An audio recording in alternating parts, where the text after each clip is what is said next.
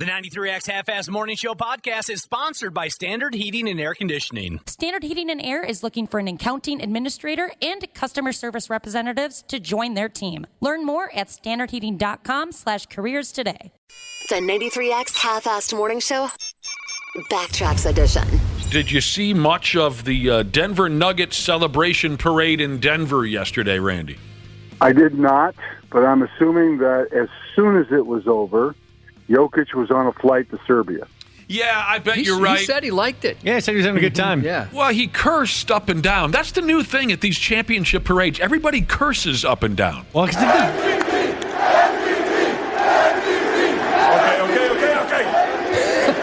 Thank you, though. You know that I told that I don't want to stay on parade, but I want to stay on parade. This is the best. This is amazing. This is, we're all going to remember this our whole lives. And when we see you guys that came out on the streets, and actually this one is for you.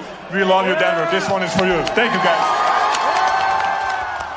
He had to drop the F-bomb. The coach was swearing. Everybody was swearing. It seems like the booze flows a lot more freely these days. It seems like they just turn into one big, just drunken fest on these parades nowadays. Yeah. I like how he had to shush him. Okay. He wants nothing to do with it. Yeah. Shut up! I'm trying to talk. I'm trying to go home. There was chug-a-lugging. Is there a new word for it these days? There was chug-a-lugging going on. Chugging a beer, shotgunning a beer. Shotgunning, okay. One of my favorite moments was Kentavious Caldwell-Pope jumps off his parade vehicle and chugged with a fan. I thought that was really nice. He gave the fan a hug. Mm-hmm. Just folks lining the sidewalks. You know, it was a crazy scene, Randy Shaver. Well, was it anything close to Twins 1987, Twins 1991? I don't think I've still to this day ever seen anything quite like that. I don't think I have never seen a parade anything like what the Twins and Minnesota put on for those two World Series championships. I'm so jealous. Now, obviously, we're biased, Randy, because we were there in person. Oh, but I'm just telling you, if you go back and look at the pictures, look at the video of those two parades, especially the first one, it's mind-blowing how many people were in the streets and lining the parade route. It was crazy. Mm-hmm. But the cursing always, the biggest pop of the entire, they do the parade and then they all gather around a podium, the players and the coaches, and they all have something or another to say. Josh just played the audio of Jokic. The biggest pop all day was when Jokic dumped the F-bomb on him. People just loved that. They love to hear the curse words live on a microphone. I kind of wish we could curse up and down. That would be nice. It's kind of, it doesn't bother me, but still, wouldn't it be kind of fun once in a while, Josh, just be able to dump something filthy? It can take some of the power out of things. It can. Yeah. It can. What if they gave us like 3 to 5 F-bombs a year or something? We each got to kind of, use them at our discretion when we felt like we really needed to emphasize something. That'd be fun. I'd use them all in one segment. Actually, he's owned one segment. How long would you last, Dick House? But I think I... You know what, Josh? Bleep you! All right, there's one down. But the cheap pop through using curse words, it's a real thing. Oh, yeah. Go to a rock concert. Yeah, I was just going to say, when you see people introducing bands, if nothing's happening, they throw out an F word and then they throw out an F word louder and you got the crowd. There's an instant pop. We are sheeple, aren't we? You guys told me before I did my first stage announcement, you're like, all right, if it goes south, there's a few things you can do. Either say the F word, say like F yeah or something like that, or something about America and the troops rocking. Those are the two easiest pops. Well, I think we had said also something about drinking. Oh, Yeah. yep.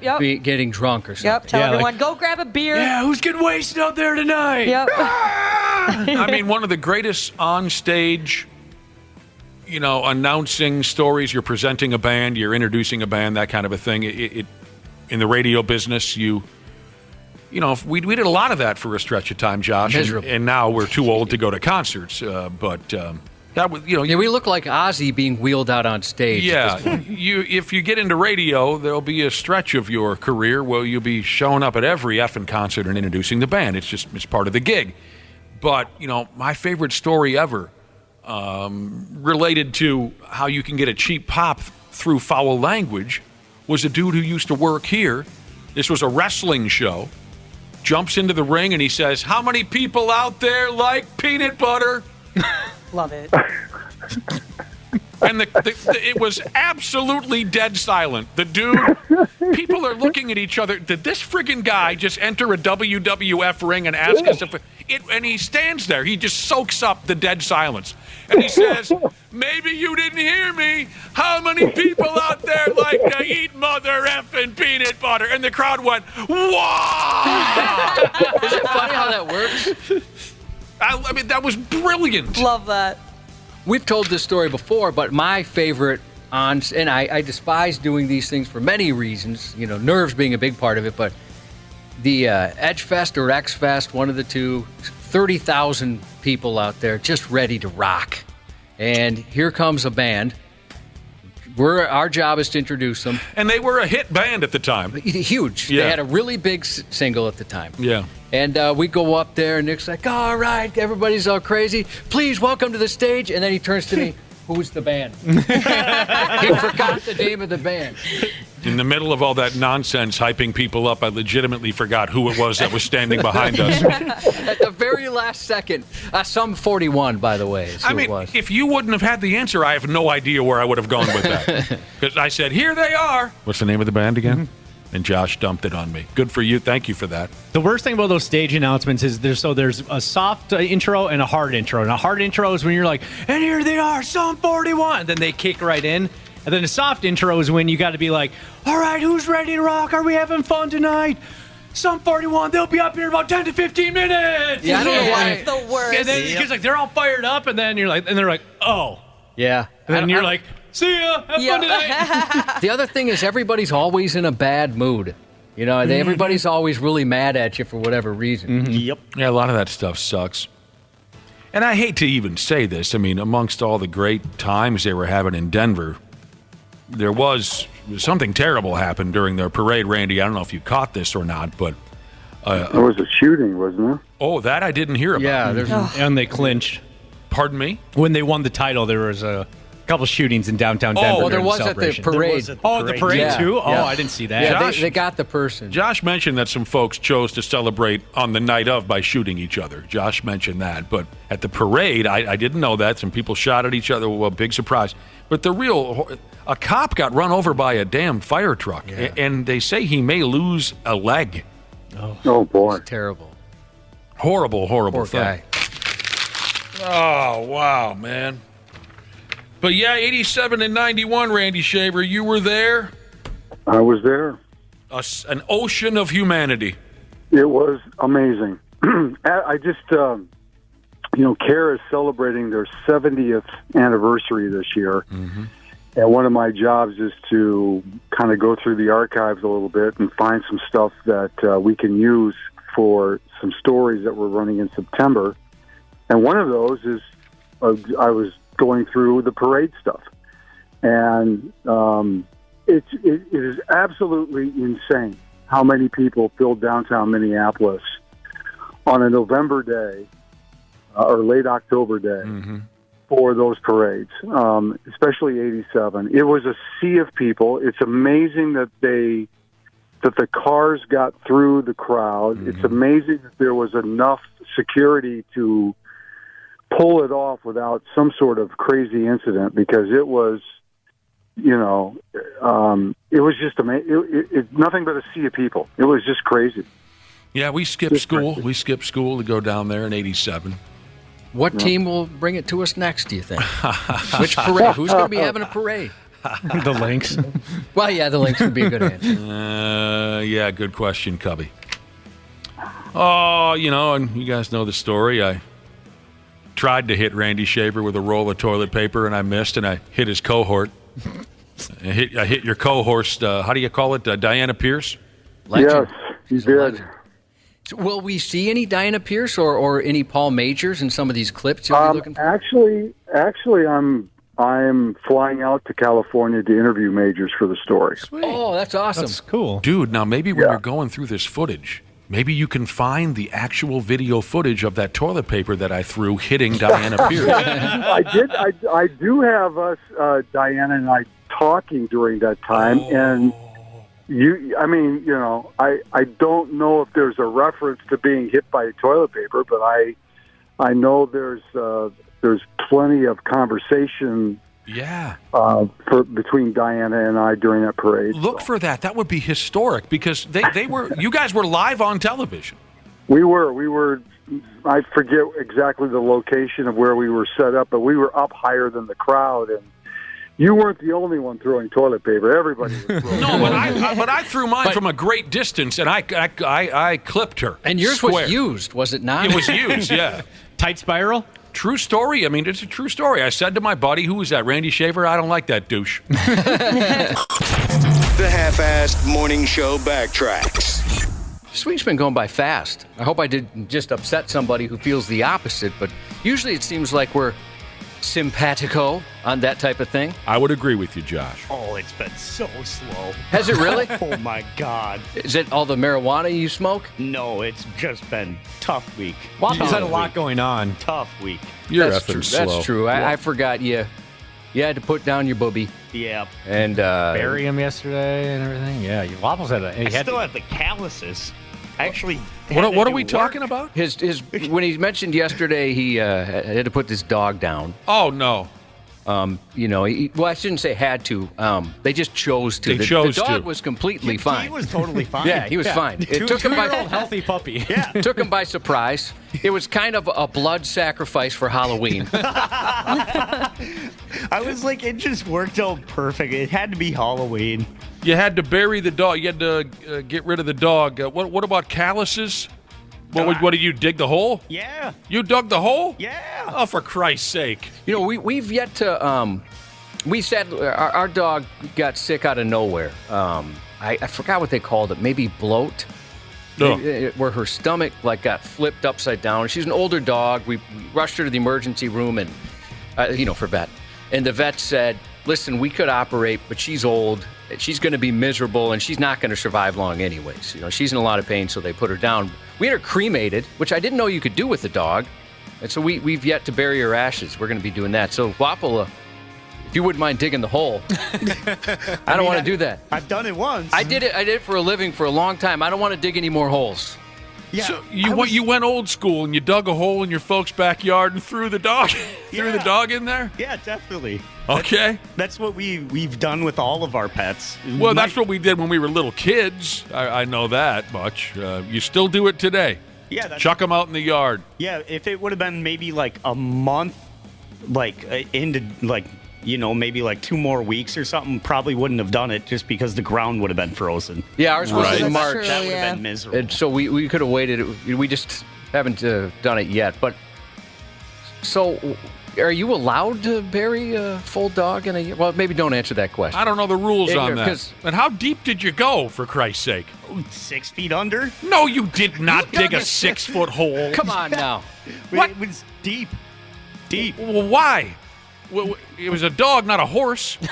Why'd you dig so deep? That's what I thought you You didn't go 6 feet. Yes. There's no way you dug a 6-foot hole. Wapple, do you understand how deep that is? Yes. So you could have stood up you inside dug the Dana, hole. essentially Dana. Yeah, pretty Because much. Dana, what, you're 6'2"? Yeah. What are you, Wapple? Why are you doing this? There's no way you dug a hole that Dana could stand up in. Yeah. To put a dog in. Yeah, but I mean, we didn't have to do a full human length, laying down. It was. What, did you use an auger? Or do you actually just use a shovel? We used a shovel and that giant, old school, tiny thing. Oh, yeah. I'll show you an old school tiny thing. Where you kind of squeeze it? No, a post hole digger? It looks like an axe, kind of. And it's got that, Okay. a miner tool. Okay. Like a pickaxe kind of thing? Yeah, but bigger. You use it to break the ground. All right, go outside. Okay. You got to dig us what you think is a 6-foot hole. I am done digging holes. I really thought when we started talking about Wapple's dog dying, I was thinking to myself, I'll be honest with you, I was thinking to myself, I don't know where we're going to go with this. But now we've kind of we've gotten lucky here. We've gotten lucky. We've struck you gold. really believe that you dug 6 feet down into the earth? Yes. Your dad was there to supervise this? Yeah, he was there. And he said, just keep her going, son. Go 6 feet. Yeah. We were like, well, I think we got to go more. So Why? we kept going down. Why'd you go so deep? It's just... It's just a thought 6 feet under. And it's like, you don't want to do it so much that all of a sudden now someone comes across it in like 10 years. Here's a good question. Did you go for one before you dug? You got to call before you dig. Call before you dig. What if you would have blown your dad up when you hit a gas line? I still don't believe you went 6 feet. I don't know if you were way in the backyard. My parents have a decent amount of land. Okay, great. In some states, you have to go like at least 4 feet, 6 feet deep. For what? If you bury a pet in your yard. Well, you'd have to here, certainly. So, but I wasn't sure in the rules. We had a dog die when I grew up in Minneapolis, and we were told we weren't allowed to bury her in the backyard. So we ended up just we dropped her to the side of 35W. Oh, bro. Well, your listeners are saying it's got to be deep so they don't get dug up by a critter. Trust me, I've done this before. We did this when we were kids, and we would dig just enough to fit the dog in there. Throw some. No critters ever dug it up or anything. Like a little kid's playing in the backyard, and all of a sudden they dig it up and come across. Well, what little kid's going to be playing in my back? I wish I would have been there, because I would have said to you and your dad, "What are the two of you doing here? You're going 6 feet taller than you are." Did you use a grub axe? People are telling me maybe it's called a grub axe. Google that. Well, I hope this was a very good dog, because if you're telling us the truth, then wow, did you put in a great effort for him or her? Yes, it was a grub axe. 6 stinking feet. He keeps going and going. No, it's not deep enough. And I was sweating my ass off, and I'm like, okay, I think we're good. And then we tried to put the dog in, and it was way too short. Okay. And then we just, all right, we're going to keep going and going and going. A dark comedy. This is weird. Yeah, this is just weird. What kind of dog was it?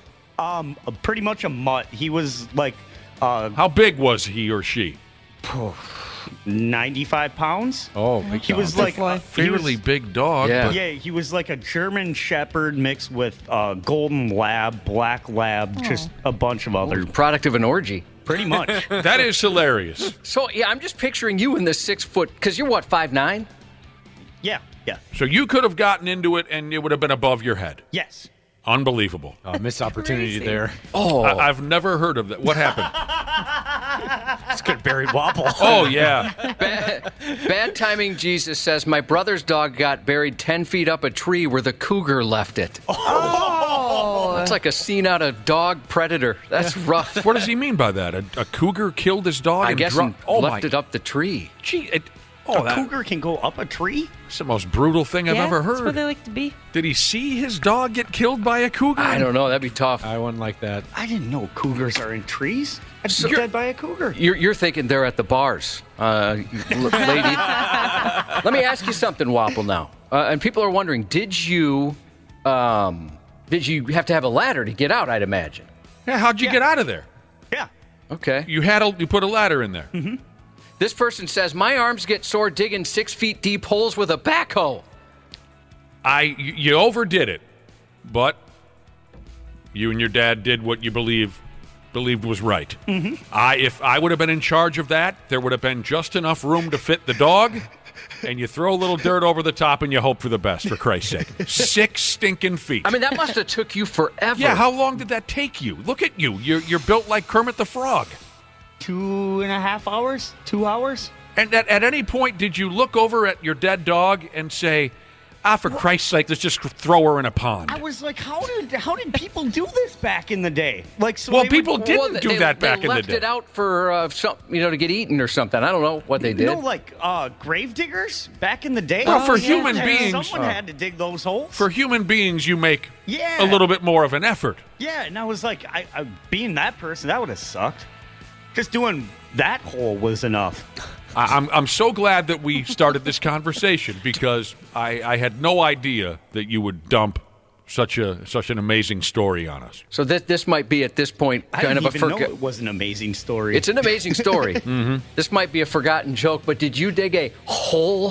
You did. It was a hole. It was a hole. And your dad never said, all right, what are we doing? Neither of you's ever had that moment where you thought, what in God's name are we doing still digging this hole for this dog? No.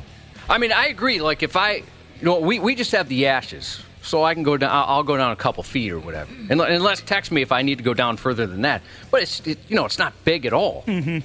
I can't imagine burying the whole dog. A listener wants to know if you buried the dog standing upright. Was it standing on its back legs? Oh, that's where we went wrong. No. But I mean, yeah, it was like this big. So the dog was laying down in the hole. Yeah. I wish I would have been there for this. Did you bury him with anything? His frisbee. That's sweet. I used to always play disc golf, and I would toss the disc golf frisbee for him, and he would chase it. So Did I ever tell you about my high school buddy who came home from school and found his dead dog in the garbage can? Oh my gosh. It's messed up. Yeah. Toilet. What's that? It's not like a toilet that you just throw it out. Yeah, his dog was sick, and, he came from a family where his dad, didn't consider dogs to be all that important. I think his dad, like my dad growing up, dogs were an afterthought. If anything, they were supposed to be working dogs. You know what I'm saying? Not house pets. Dogs were meant to be kept outside, and maybe they can, hunt, but they weren't meant to be house pets. So this buddy of mine, his dad didn't think too much of the dog or care too much for the dog. And when it died one afternoon while my buddy was at school, the dad just put it in the trash can. So my buddy comes home from school and cracks the lid on his parents' trash can to throw away a can of pop, and there's pickles laying there in the damn thing. Well, I'll tell you what, Who threw away pickles? We're joking around, but obviously that's tough, Wapple. We all know how tough it is to lose an animal, and I think it gets all of us. I mean, not Nick's friend House, but the rest of us feel pretty sad when they lose a family dog or any family pet. So yeah, that was like the third time I think I've ever seen my dad cry. That was tough. Oh man, yes. Because you were 3 feet into a 6-foot hole. I saw my dad cry twice, and that is rough. One time he knocked me out, and when I came to, he was crying, and of course knocked you out. Yeah, he had a temper. He punched you in the head and knocked you out? No, well, so I was standing in a door frame. Okay, so my head is close to the door frame, right? You understand? Oh. And he was mad at me because I got a D in algebra. And I didn't care about math because I was going to be a touring guitar player, right? Of course you were going to be a touring guitar player. And I never, ever talked back to my dad because I was terrified of him. My sister could say whatever, but I never talked back. And all I said was like, Dad, I don't need math. I'm going to grow up and be a guitar player.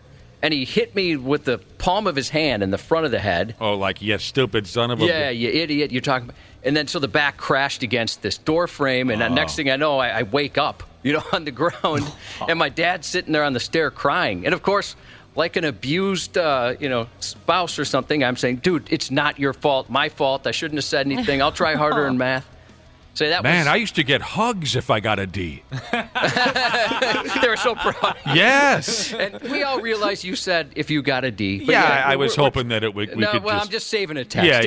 It might have just saved a life when somebody's texting and driving. True. When I received a D grade, my folks were impressed. Yeah. And I'm not exaggerating. I got a lot of Fs. So the old man accidentally... He didn't mean to. Yeah. It was kind of like a hey knucklehead thing, and unfortunately, it was a little harder than he thought. And when you get hit in the back of the head like that, sometimes you go down.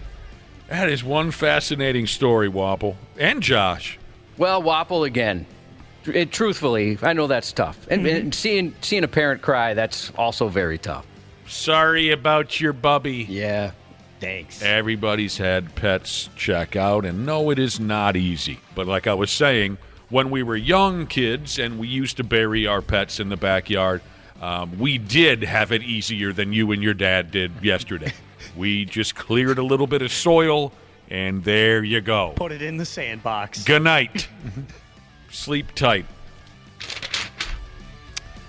Unbelievable. You guys going to get a new dog? No, my dad's done with pets. Is he? Yep. Yeah. Plus, he's 65. What did you just call him? What? Your dad's 65? Yeah. That's not that old. Oh, you said Yeah, but plus I feel he. like with pets and stuff, like, he loves cats, so, I mean, definitely can't get a cat. He'd be 85 by the time the cat checks out. Well, so what? 85-year-old people love cats. Yeah, I guess you don't have to do much. Your dad's 65. He's a young buck, for Christ's sake. What? 65. Yeah. That's not that old. Now, keep in mind, my dad died when he was 65, but yours is going to be fine. Oh! Your dad is going to be fine. You're acting like your dad's like some old, withering elderly person. He just dug a 6-foot hole with you yesterday. Go visit my folks if you want to see old. Your parents should be studied. Oh, God. You know, they don't necessarily treat themselves very well, but they have, I see them once or twice a year, and they are a lot younger than they are. I mean, they're very aware, very spry. Your dad's hilarious. Your mom's hilarious. I told you, your godson, at your 50th birthday, my son was just in love with your mom. Because she was so drunk. She was so wasted. Yeah. She was hilarious. Yeah. She's all over the place. She was the life of the party. Yes, she thinks she is. Well, she was, man. No offense, everybody was great. It was fun hanging out with everybody. Your mom was the life of the party that night. Well, that was a fun deal. But, yeah, Wapo, he's 65. Yeah, it's not that old. He's fine. He's fine. And if he gets a cat that lives 20 and he's 85, so what? Old people, you didn't know old people just love to be crawling with cats? They really do. Not they do. People I know. Yeah. Not the people you know. Hey, man, I know not cat people. People are just not cat people. Did I ever tell you the story about my mom? Well, let's see. How old am I now? 51. So according to Wapple, I'm near death. Don't get a cat, dude. You're too old for a cat. Do not get a cat. Don't even get a house plan to this point. Well, now, I have cousins that are much younger. So this is 25 some years ago when one of my cousins was just a young kid. And somebody asked this little kid, my cousin, what the little kid thought my mother did for a living. Well, what do you think Aunt Karen does for a living? And the little kid, being a stupid little kid, but being very familiar with my mother and her daily routine, the little kid said, does she teach people how to smoke?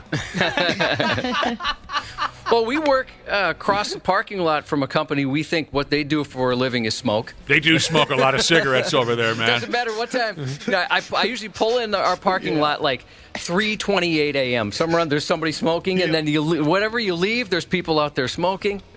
So I think that they test cigarettes over there. That's their job. Cigarette tester.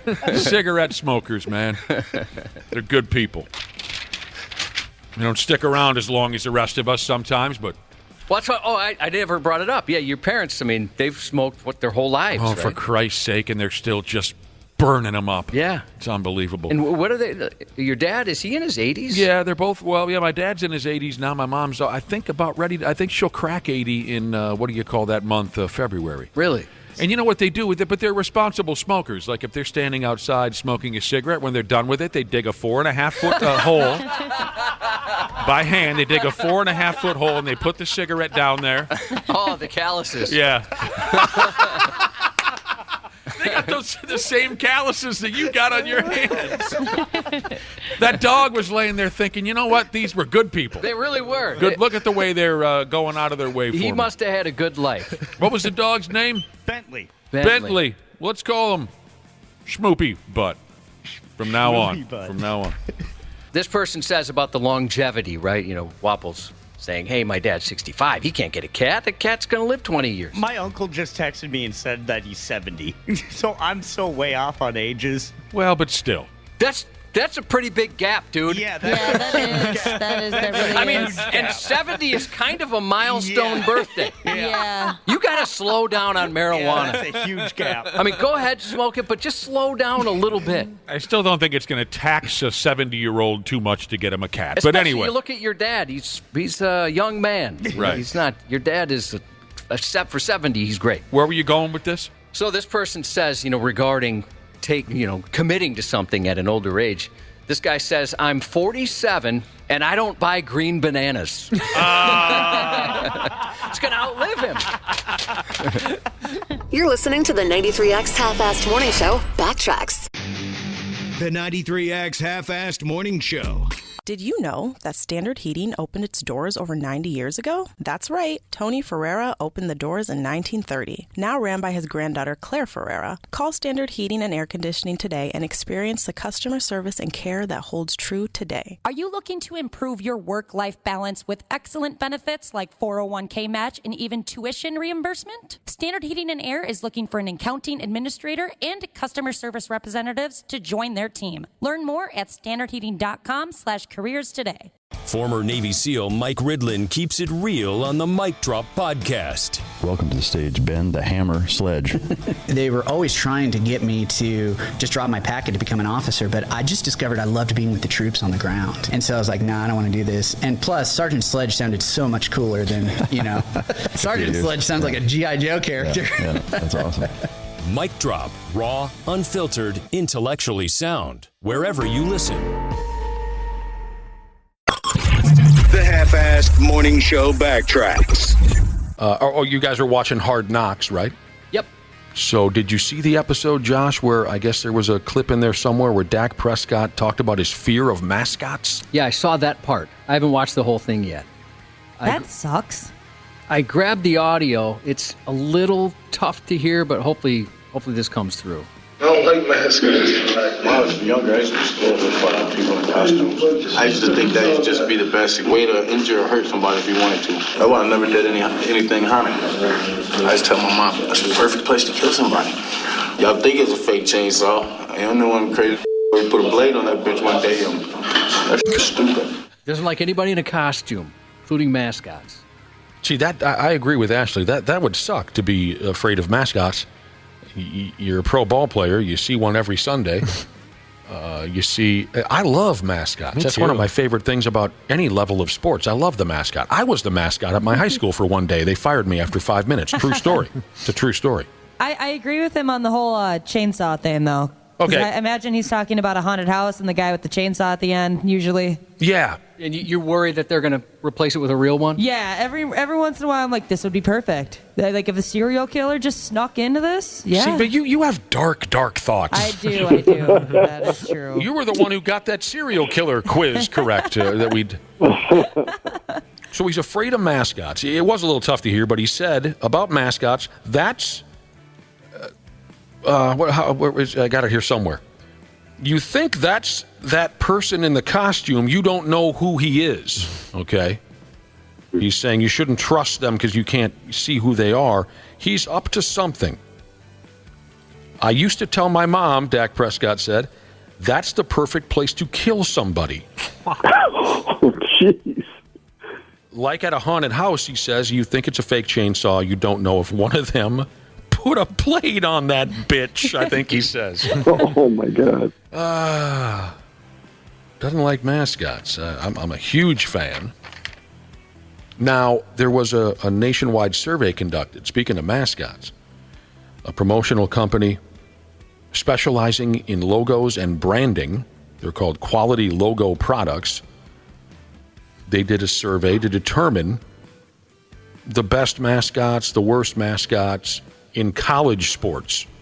They determined that Oklahoma State University mascot Pistol Pete is the worst mascot in college sports. Can any of you picture Pistol Pete? Oh, no. Yeah. He's so creepy. He's like the cowboy with like the big head and on like a regular human-sized body. Yes. Yeah. But you know who Pistol Pete looks like? He looks like Gary from Team America World Police. Oh, yeah, with the facial hair, the eyebrows. He Definitely. is creepy looking. You know, it's got the human-like face and the cowboy outfit. This thing is so creepy. What? They rank Pete as the third creepiest, the fifth most offensive, and Pete came in number one as the worst mascot. Now, if you're curious, the inspiration for Pistol Pete comes from a real-life cowboy named Frank Eaton, who was born in 1860. His father was killed by vigilantes, and then Frank tracked them down and killed the vigilantes. Eaton then became a cowboy. Pistol Pete the mascot came to life in 1958, the same year that Frank Eaton died. They also had a Sexiest mascot lineup. Sexiest. I don't really think about that. Me either. When I'm That's looking probably good you don't. Is that to prove that I'm... I count that as a win. Yeah. Proves that I'm not totally insane. Now, let me see if I can find I have some of it printed off, but then the printer, Josh, stopped working. Well, here, do you want me to hand you a new one? Yeah, give him a new one. Take this one right over. I know I have the Sexiest mascot list in here somewhere. I'll get to it. But let me just tell you a little bit more. The best mascots in college sports, Goldie makes the top 10, and he should be number one. Yeah, he should be number one, especially when you get number one is Willie the Wildcat from Northwestern University. Oh, come on. Right. I mean, not that I don't dislike Willie the Wildcat. I almost don't dislike any mascot.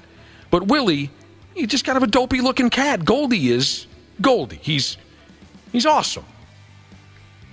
So let me just give you the quick top 10 best. 10 is Joe Bruin and Josephine Bruin at UCLA. They're adorable together.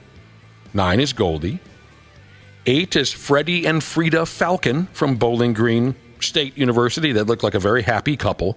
How can you have anything bad to say about number 7, Puddles, the Oregon Duck? I love Puddles. Love him. Puddles will grab a large popcorn out of a stranger's hand and just dump it into his beak. Okay, that duck is adorable. Shasta, the cougar from University of Houston, is number 6. Number 5, Bill the goat from the Naval Academy. 4 is the bird from the Air Force Academy. Have you heard? Yes. Ryan, don't.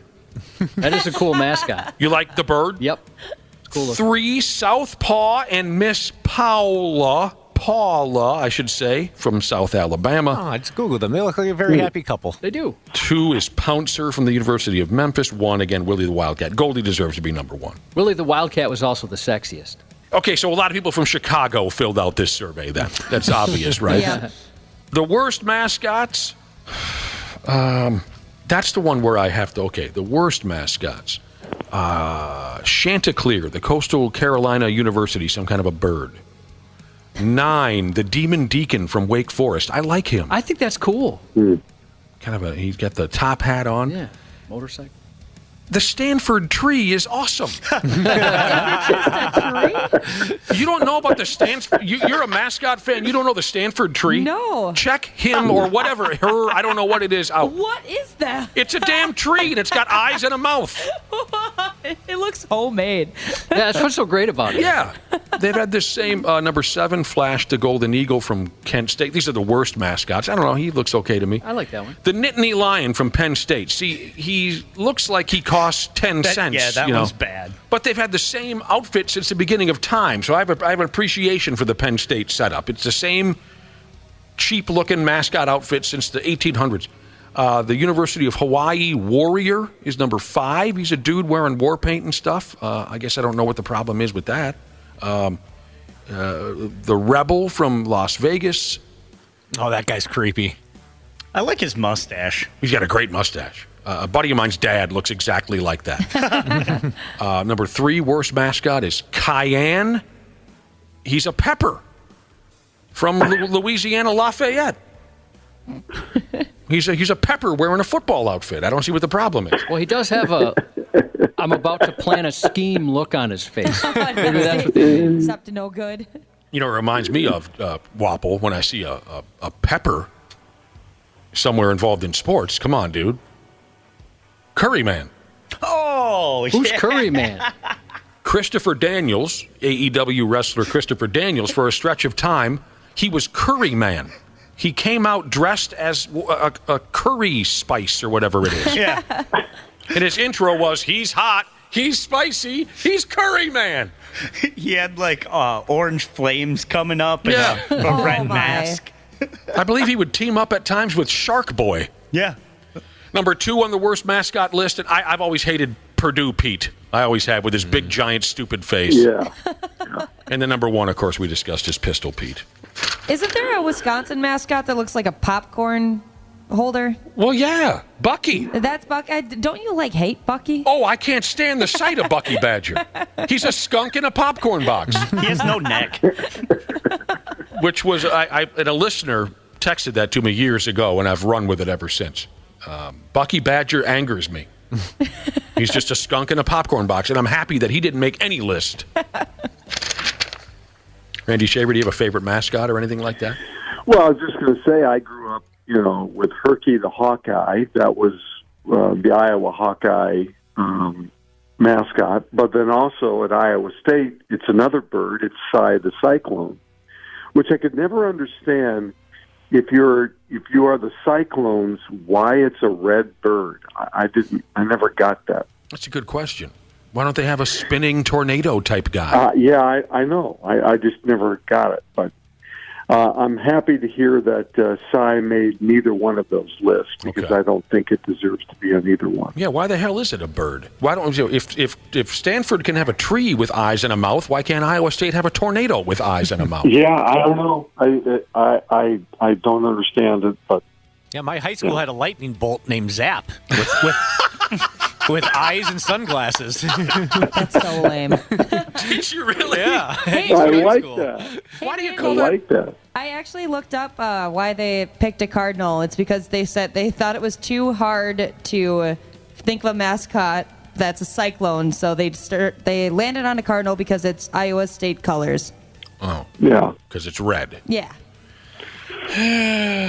Okay, I just received a text message that says, look up Gritty from the Philadelphia Flyers. What do you think? You're talking to an amateur? Do I sound like some kind of novice or something? Of course I know Gritty. We're not Tom Hanks that just got back from the Castaway Island. We've been on the internet. No. I love when Gritty and Philly the Fanatic get together. Oh, it's always a good time. Oh my gosh. Dana sent me a picture of his high school's mascot. It's ridiculous. I like this, it. Nick. It's a big blue lightning bolt with sunglasses and a big dorky smile. I think it's cool. Yeah, you loved it when we were in high school. It looks like an emoji. Yeah, it does. It's got a butt chin. Yeah, it does. So, I mean, I think you've told us what kind of character you were in high school. You didn't sign up to be Zap, the mascot? You think they would let me anywhere near that costume? They knew better than that. True. It's true that I got fired after 5 minutes as the Wayzata Trojan. I love that story. They gave me the gear, and I wish I could have tucked myself into some kind of a foam outfit. But, the Wayzata Trojan, I have no idea what they do nowadays. I'm not allowed anywhere near the school, but it's a joke. When I was there, your average high school kid, you put on the Trojan helmet, you put on the chest thing. What do they call that? The chest plate? Oh, like the armor? Yeah, it made you look like you had abs and such. Yeah, yeah. Chest plate, skirt, Ooh. sword, shield, right? The two class presidents asked me to do it. And I wasn't exactly excited about it, but, I did and still do love attention. So I said, sure, And they said, okay, what we're going to do is at the homecoming parade, we'll introduce you as this year's mascot, and you come out and do whatever you want to do, and then say whatever you want to say on the mic, and then you get the hell out of there. So I came out onto the basketball court, and I did a little this and that, and then I got on the mic, and I made a joke about Trojan condoms. Oh, boy. Duh. And the crowd went wild. Because we're high school kids. Yeah, you knew your audience. Yeah, high school kids. Of course, I think I said something like, I finally got a chance to wear a Trojan. Right? That was the joke. Nice. And I walk off the court thinking I just knocked it out of the park. And there is the principal or whoever they were, principal and vice principal, I think they were, and they were furious. Absolutely furious. That you set me back 10 years. You know how long I've been trying to lose that stigma of the Trojan condom, and then you say it at our very own pep rally for homecoming. Oh, my God. All my years of fashion shows. That's a quote from Slapshot. We didn't go there, but he's furious. Furious. And then I lost my cool because I really didn't even want to do it. I was just doing it for fun and because my friends who were the class presidents asked me to. So then I lost my cool.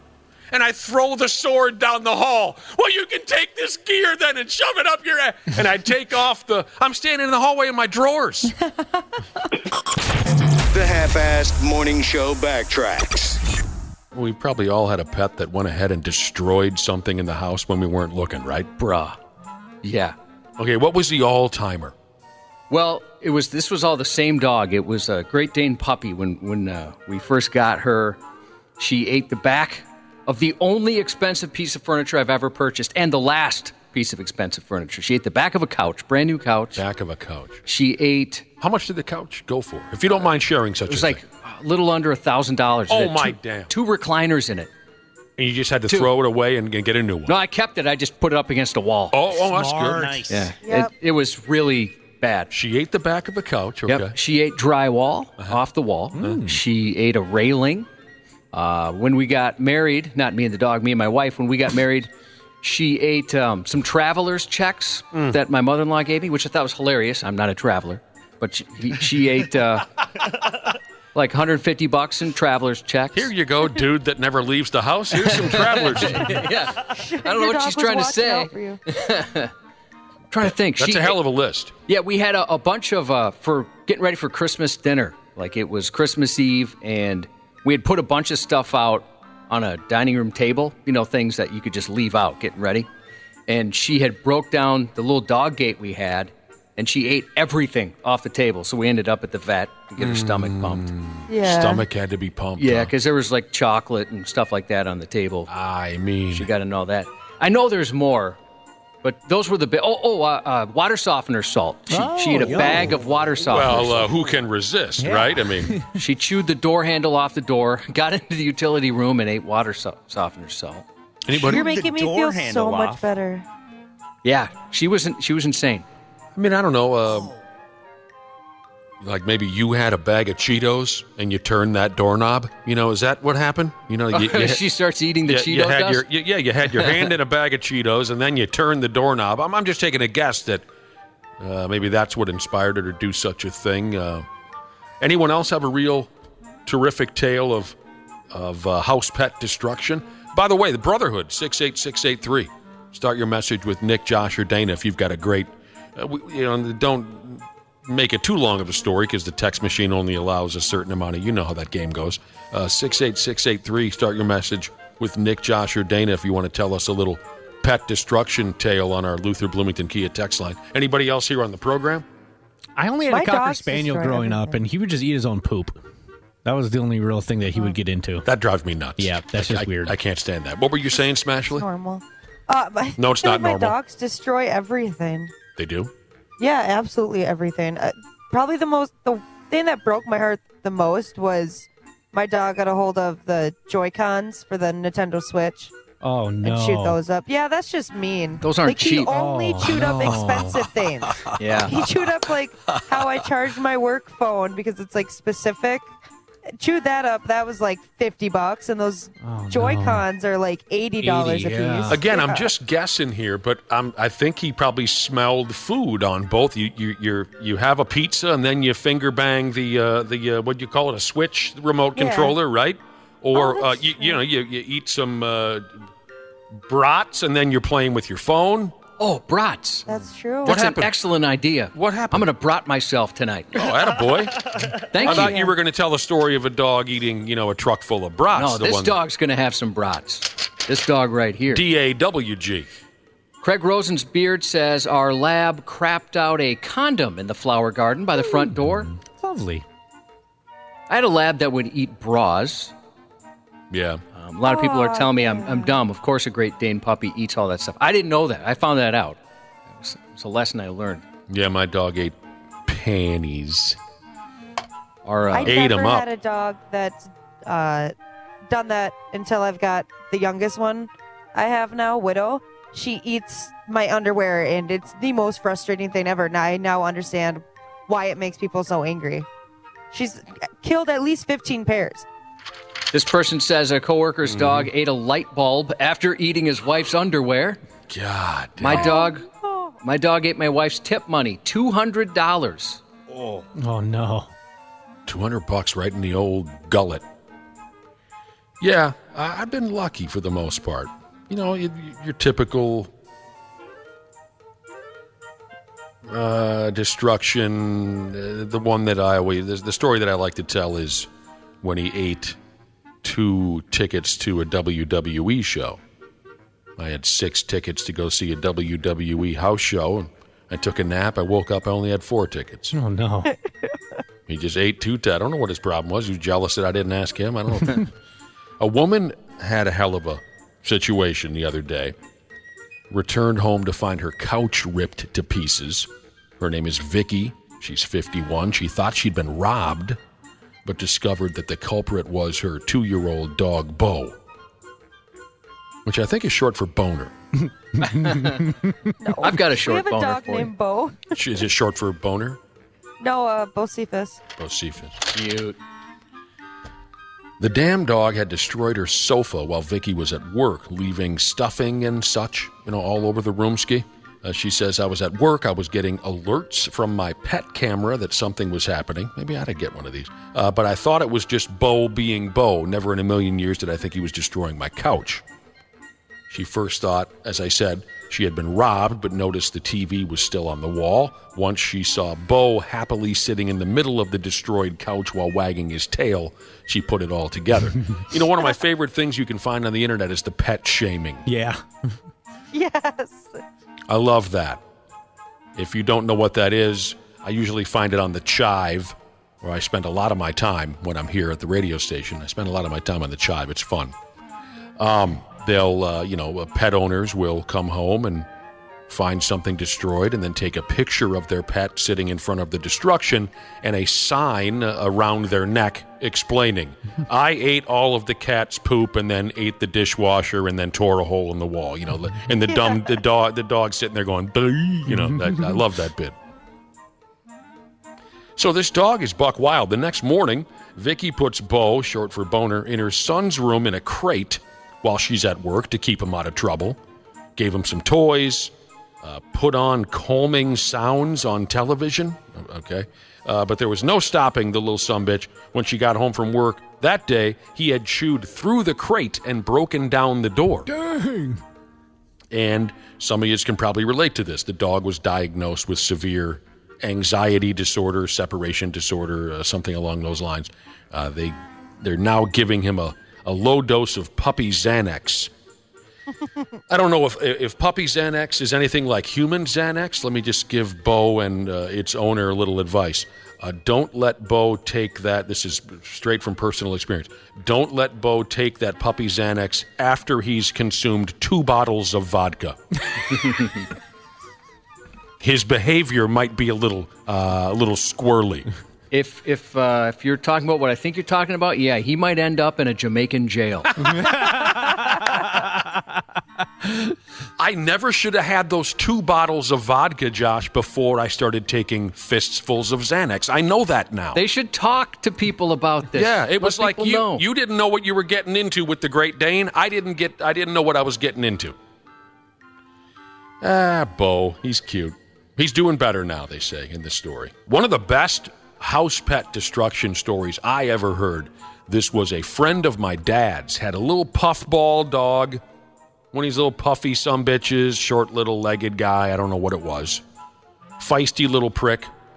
And he had what was nice for this friend of my dad's is he built a little doggy door for, I'm going to call him Puffy. Puff Daddy, I'll call this little dog Puff Daddy. Puff Daddy could come in and out of the house freely because of his little doggy door. So my dad's buddy never had to, get off the easy chair and, all right, you little son of a bitch, let's take you outside. The dog just came and went free. So my dad's friend left for a day or two, comes home, and when he opens the door, he thought, my God, what the hell? Who broke into my home? The house was destroyed. there was blood on the walls. Jeez.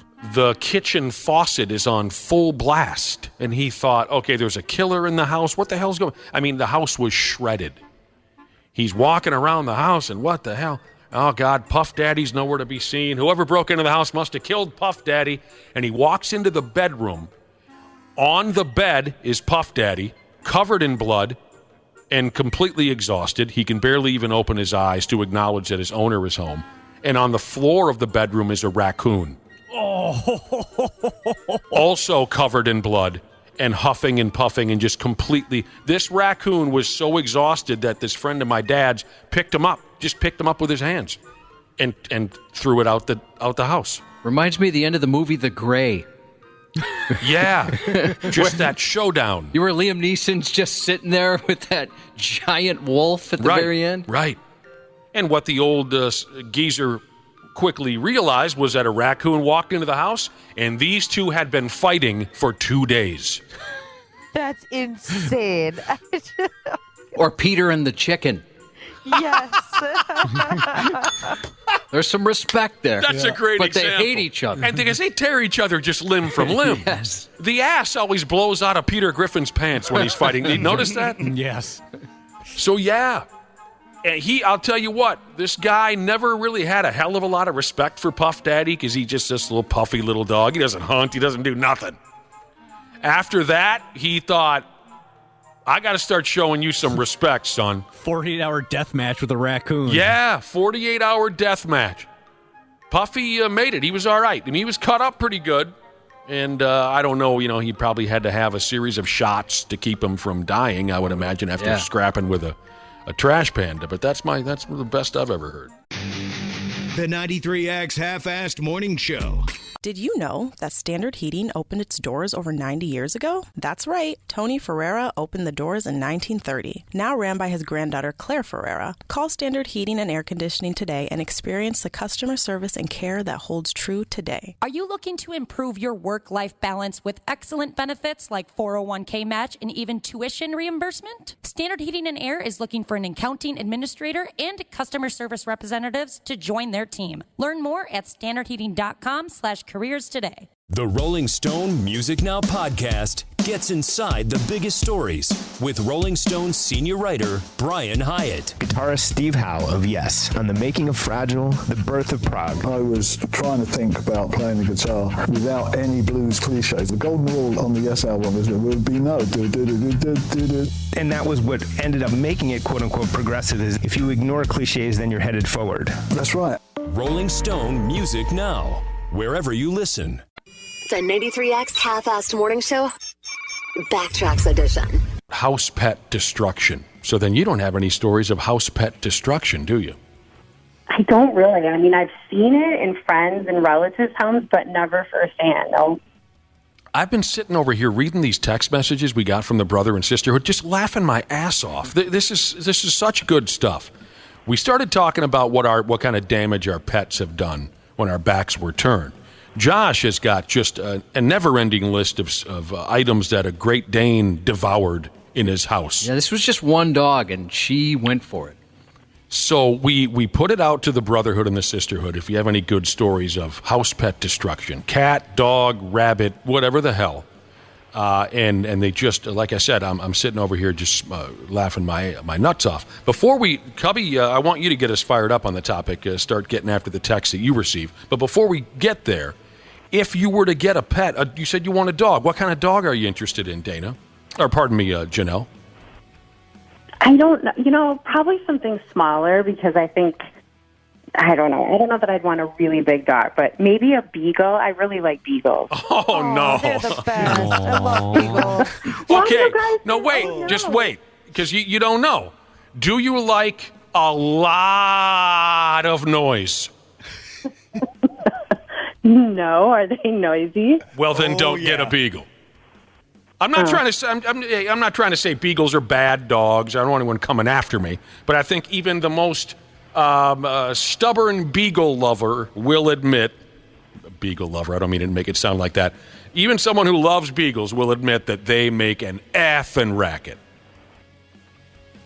Like barking at squirrels and things like that? It's not Or even just barking. in general? They have that. They bay. Is that the word? Oh. Just that. Oh, it's hard to even describe.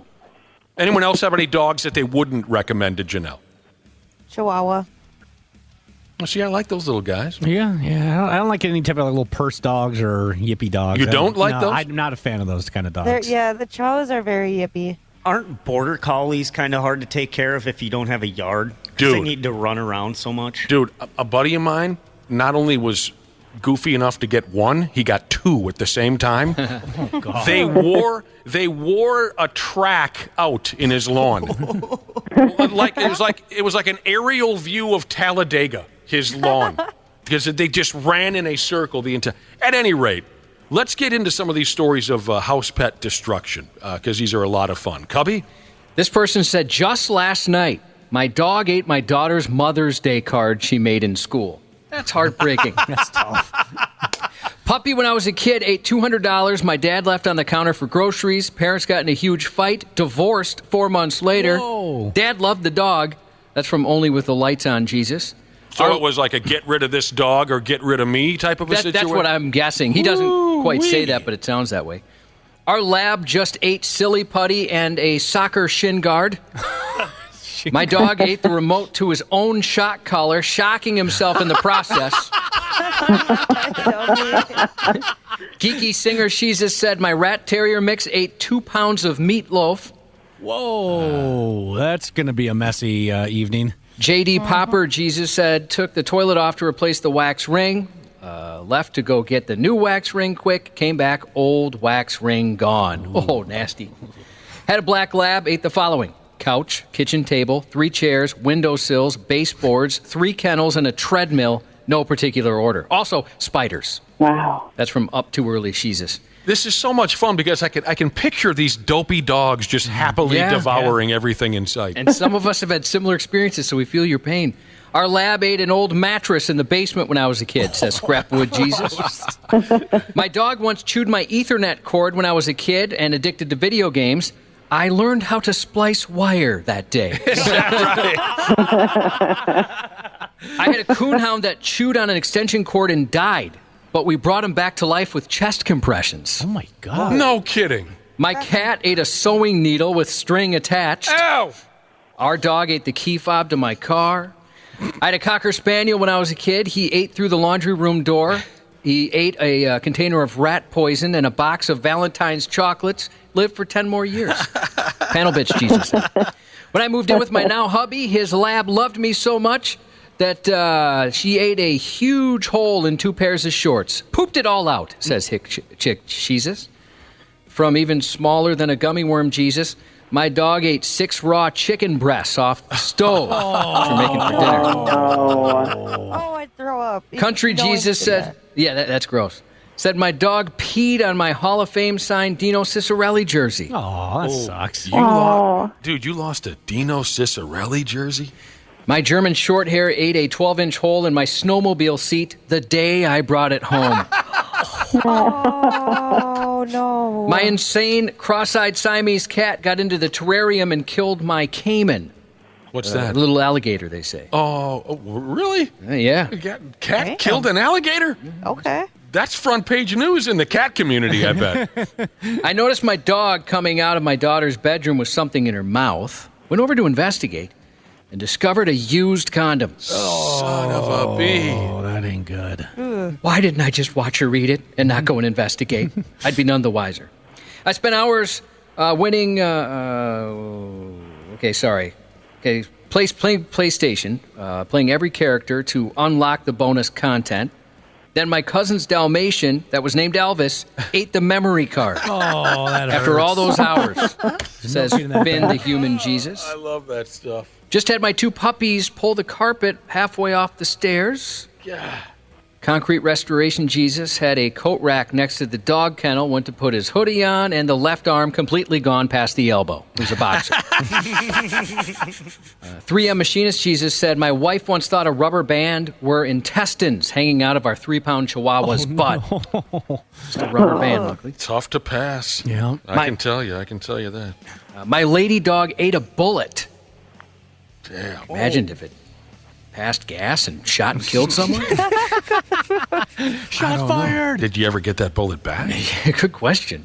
My lab ripped the carpet completely out of a room, ate part of our memory foam mattress, chewed the door handle off the door, chewed up my $500 snowmobile helmet and a fishing rod. And when I say fishing rod, I mean ate it hook, rod, and reel. Holy cow. I can't wait till he's gone. How do they get away with that without I don't dying? know. It is nuts, isn't it? Pipeline Inspector Jesus. Lived with my friend for a while. His dog ate 3 boxes of my Captain Crunch.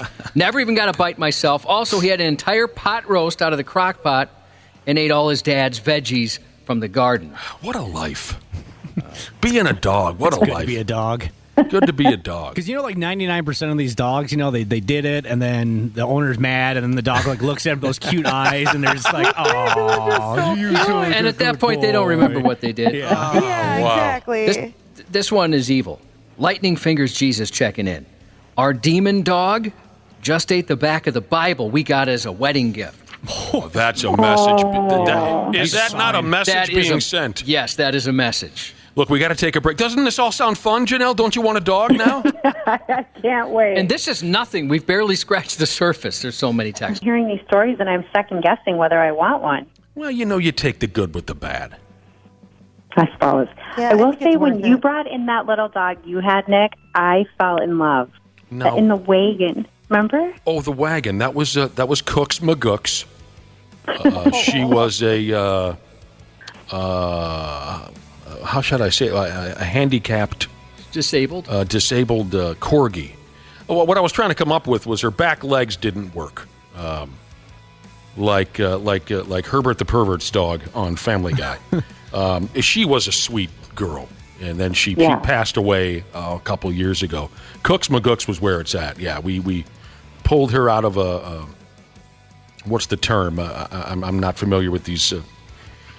Where someone who like just a rescue or whatever they call it, or a foster home. Foster home. There you go. Thank you. You liked Cook's McGooks? I did. Oh, so sweet. She liked you so too. Sweet. She did. So anyway, you take the good with the bad. Odds are you're not going to get one of these outrageous situations. Your pet might tear up a little bit of this and that, but odds are it's not going to be as extreme as some of the messages we've received this morning that are just killing me. I'll continue on here with some messages from the Brotherhood that came in on our Luther Bloomington Kia text line. And like when, Josh, you were reading off some of these items that dogs consume, how do they live through it? I don't know. Here's a listener who says, my dog ate a razor blade. Jesus. If I ate a razor blade, wouldn't I be dead within hours? Probably.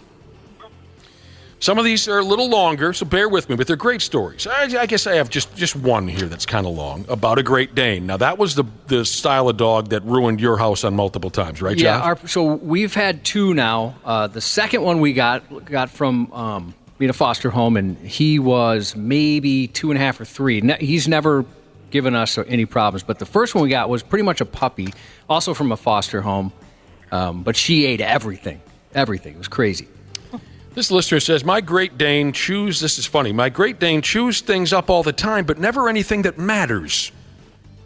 For example, he pulled the lid off a tray of cookies and ate the lid, but didn't touch the cookies. What a missed opportunity. Right? So he's either really smart and knows that he can eat a lid without getting in trouble, or he's just too dumb to realize he's missing the good stuff. From Truck Builder Jesus. Here's a cat who likes to eat tampon wrappers and toilet paper tubes out of the garage. Not of the garage, a garbage can. That's Tow Truck Jesus. Listener says, my dog ruined my 5th birthday party, ate the whole cake. Oh. He ate it's my birthday, and he ate the whole... I bet that's tough on a 5-year-old. Yeah. My dad's dog ate a bright red bingo dauber and pooped red for the next month. Oh, I've seen that happen with crayons before, too. Oh, found the missing crayons. They're in the backyard if you need them.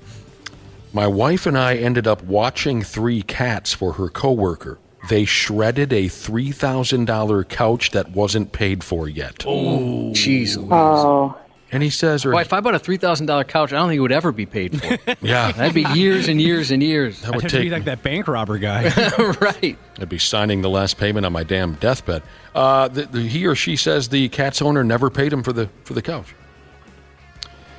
Puppy found a bottle of whiteout, and he enjoyed it on our black couch. Oh, no. Wow. Listener says, turns out when my dog eats cat turds, it turns into explosive diarrhea around the house. Yucky. It's the worst kind is explosive. I'll tell you a story about my old dog who lived to be 19 years old before he finally checked out. The Ozman. A dachshund, Janelle. Some listeners... Sort of what I want. Yeah, some listeners are recommending, because you said you might want to get a small dog. Some listeners are recommending maybe you get a dachshund. Now, they also can be loud. They also can be loud. Okay. The Ozman did a fair amount of talking in his 19 years. The last 2 or 3, he didn't say much because he couldn't hear himself. He was deaf. He was blind. But anyway, one of the best stories about pet destruction. I was seeing a girl at the time. I went through about a dozen girlfriends during Ozzy's, the Ozman's lifespan. Christ, he lived 19 years. I mean, so a lot of girls got to know Oz. I broke up with this girl, but she still really liked Oz and wanted to dog sit him when I needed that assistance, and that was a wonderful setup. The dog liked her a lot, and she calls me when she's dog sitting him and says, "My God, I think he's dying." And I said, "What's the problem?" He's just, and she tells me he's just spraying diarrhea all over the house like a super soaker. Just every. She sent me pictures. It was like a horror movie. I could not believe what and I got concerned. Well, why is he so sick? I don't know. And I said, "Well, did you feed him some?" "Oh, yeah. Well, yeah. You know, his regular dog food just seemed kind of boring. So I went out and I got him some. It was like this organic, wet dog food made out of salmon and shrimp." And I said, "Are you out of your effing mind? You can't just up and change a dog's diet suddenly like that, especially so extreme." He went from the cheapest dry dog food to this wet seafood dog food. So, of course, he got violently sick. What the hell's the matter with you? But we had a good laugh about it. Just she was cleaning that apartment for months. What a... Excuse you. Well, pardon someone. Couple more here before we go, because we gotta go. Here's a listener who says, "I'm not sure if this is okay to say on the air, but my dog ate over an ounce of cocaine and lived." Wow. Jeez Louise. Badass. Tony Montana dog. My God. Another listener says, "My current dog ate a few sex toys." Yeah, a few people have checked in on sex toys. Dogs like that. That probably just looks like one of those like rubber toys that they play with, you know? Yeah. Depending on what it is. Got some funk on it. Wouldn't this be a cute scene? Your dog loves to go run around with the horses. Oh, you probably get out your cell phone, take some pictures. Isn't that cute? The dog likes to... That's like a Christmas card right there. Right, but the listener found out the reason he was following around the horses all day long is that he loved to eat, as the listener puts it, the pasture pies. Oh! Says he ate them like candy. Oh, man. That's not right before dinner. Yeah, our last dog who recently passed away, she was a poop eater, and so she'd wait for the Great Dane and then go for it. Just go to town. Yeah. Listener says, I've heard this many times. I would not want to be part of this. Listener says, my dog got a hold of the baby diapers, ripped it open, and ate everything that was inside. And finally, a listener says, when I was younger, I had a pet rabbit who died doing what she loved to do, chewing the hell out of electrical cords. That's too bad. Maybe you need to get a kidda, Janelle. Oh, God. I am not a cat person. You need to meet my guy, Big Lou. Well, I did fall in love with your dog, so maybe. You think it would change my mind? Yeah, Big Lou's he's pretty cool. I received a text saying any dog under 30 pounds is a cat. So I don't know, maybe you could get a... Oh, I love that bit. Under 30-pound cat dog. I got a couple of buddies who talk like that. Yeah, they got that whole approach. I wouldn't mind a like a min pin or something. If anybody has one or has experience, let me know. Is that a bad dog to get? Dude. I think they're cute. I knew a miniature pinscher once, was the best athlete I'd ever seen in my life. Really? It could run. They were so fast. Not they. This particular one was so effing fast. It could get going so fast, Josh, it could run along the walls like you were watching a Spider-Man movie. Wow, that's awesome. So cool. The owners loved it, but I was just a visitor. I'd crack open a beer and wait for this thing to get buck wild. It'd be running on the walls. I mean, I've loved our Danes, but, it'd be nice to have a dog that doesn't weigh more than I do, which our current one does. Yeah. I wouldn't mind just a super tiny. And you mentioned the hung thing now and again. Yeah, I don't like that either. That's terrible. Janelle, with that crass comment, we wish you a wonderful weekend. Thanks, you guys. Great to talk with you as always. You're listening to the 93X Half-Assed Morning Show, Backtracks. Probably all been woken up or bothered a little bit by a neighbor with a loud exhaust at some point in our lives. You had that problem, anybody? Never been woken up, but I've certainly lived by somebody who had loud pipes on his hog. On his hog. By that I mean chopper. Yeah.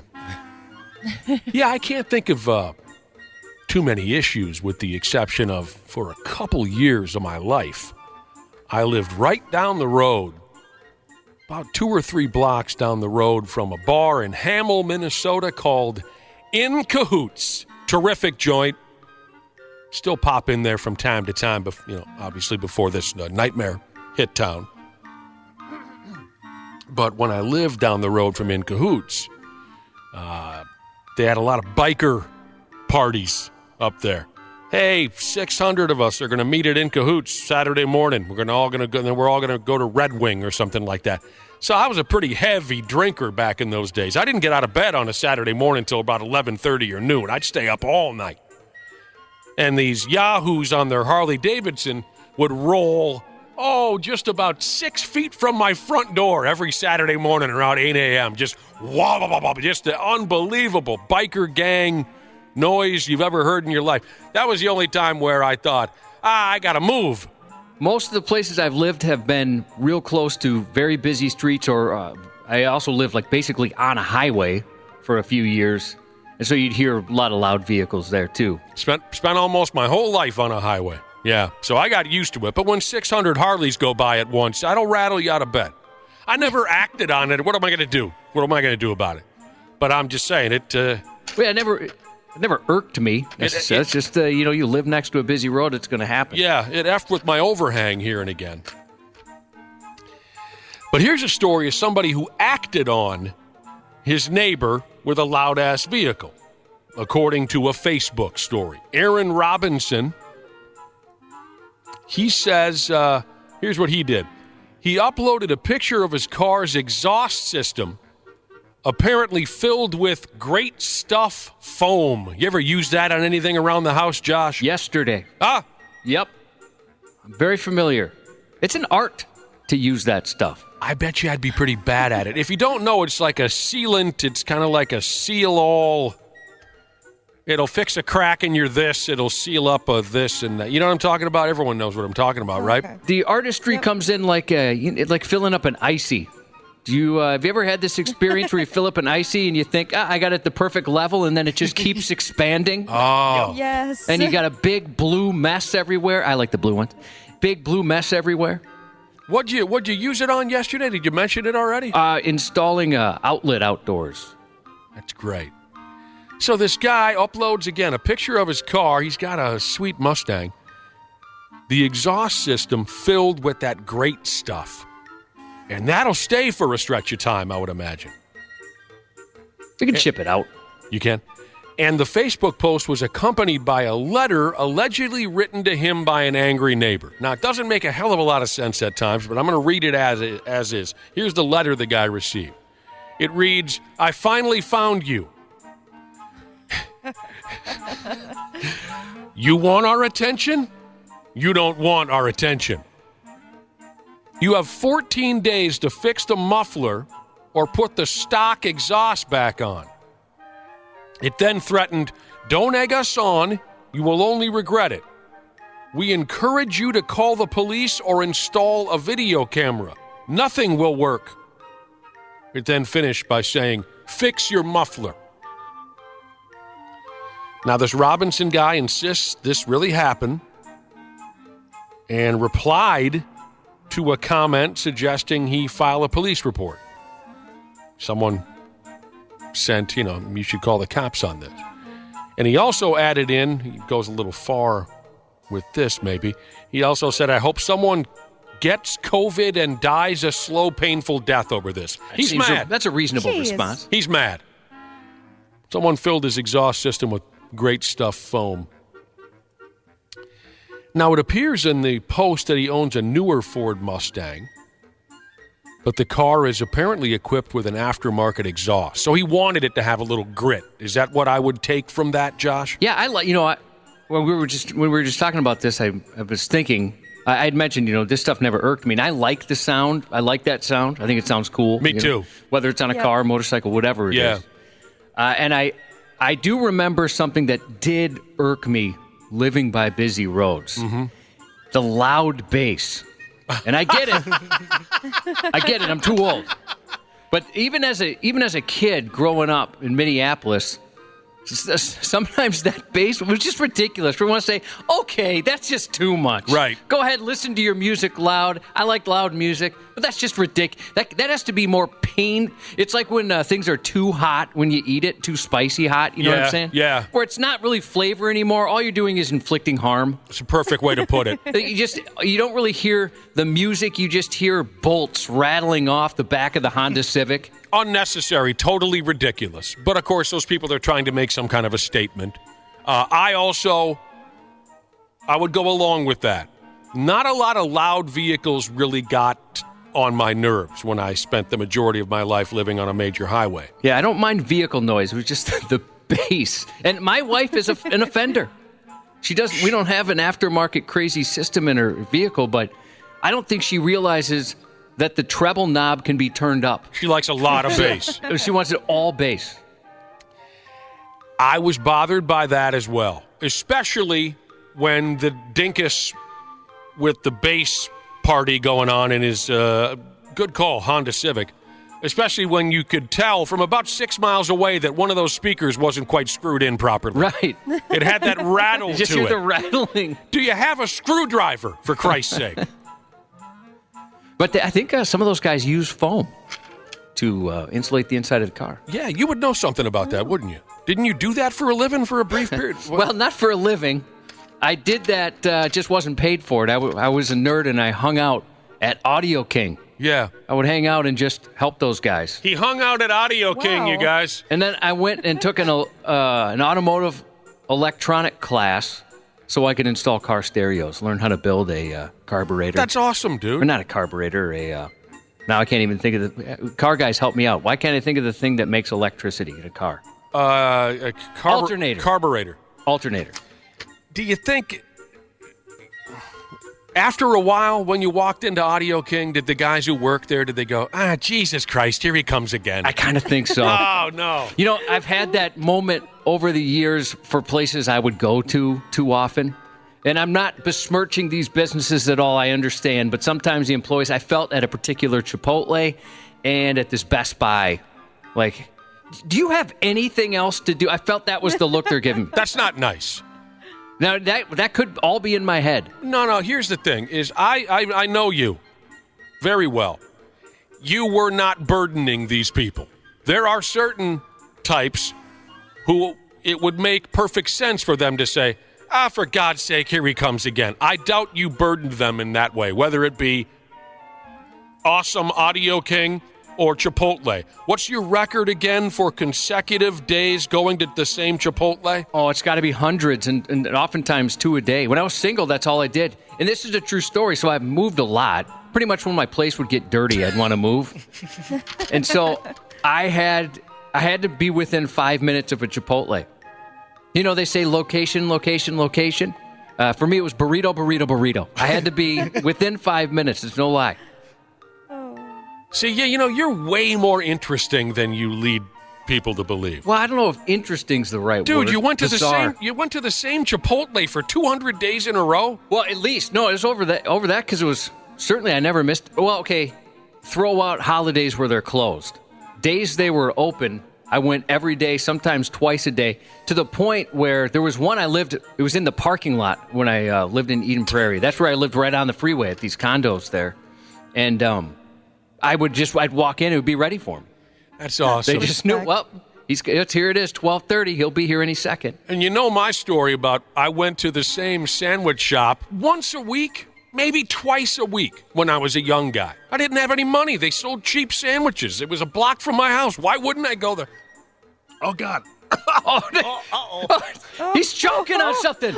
I got him. Waffle, give him the hind lick maneuver. I'm doing it. I can't see him. Is he passed out? He's good. All right. You back? Tobacco chewers know what I go through. What happened? You swallowed some by accident? No, they didn't. Swallowing, that's old. That's kid stuff. I've been doing that since I was 2. No, I mean, did you swallow like a chunk of it? Once in a while, it just dry up. Oh. But you know my sandwich shop story? Yeah, where the guy, he was unnecessarily hostile to you for some reason? Yeah, he went after me. We almost scrapped. It was just me and him in the sandwich shop. And I walked in and I said, yeah, I'll take the steak sandwich with the... And he goes, hey, why don't you just come back here and make it yourself? You're here every damn day. Jeez. And I said, what got up your ass, bruh? By the way, sir, there are some listeners texting who have had many problems with loud vehicles in their neighborhood. Really? Yeah. The racing sometimes can be a little annoying. There's like, I'm going to guess it's County Road 3. I'm not 100% sure where it's coming from, but by us, you hear just crotch rockets racing. You hear that every once in a while. Yeah. Probably, by every once in a while, maybe like once a week when it's riding weather. But, like you said, we both grew up on major highways. Very little bothered us. You get used to it. You really do. Same with airplane noise. Some people will freak out over airplane noise. For me, I always... You got used to it? It seems like my parents wanted to live under a flight path. We moved once, both directly. It's like the planes would just wave as they went over our house. Maybe you learned to project yourself better as a young person by always having to shout over airplane traffic. You might be right. I mean, I remember after September 11th, one of the many things, that stood out to me was just how silent the skies were because I lived under a flight pad. Yeah. It was so eerie. You'd hear the low rumble of military planes. I never experienced a lot of that, but yeah, you were in that area, weren't you? Yeah. Here's a guy texted in and said, pathetic a-hole in my apartment complex would pull his Harley out every day to idle it, just so we'd know he's got a bike. Well, I will say, I know there's plenty of real polite people that know, okay, I've got loud pipes on my bike. And, I forget his Jesus name. It's going to kill me.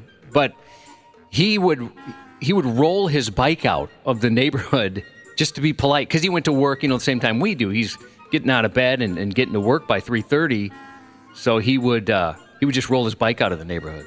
That's so nice. That's what Ashley might call extra. Yeah, it is extra. That effort he went to just to be polite to his neighbors. I'd probably flip out, too, if somebody messed with my vehicle the way this guy's vehicle got messed with the great stuff bonding foam.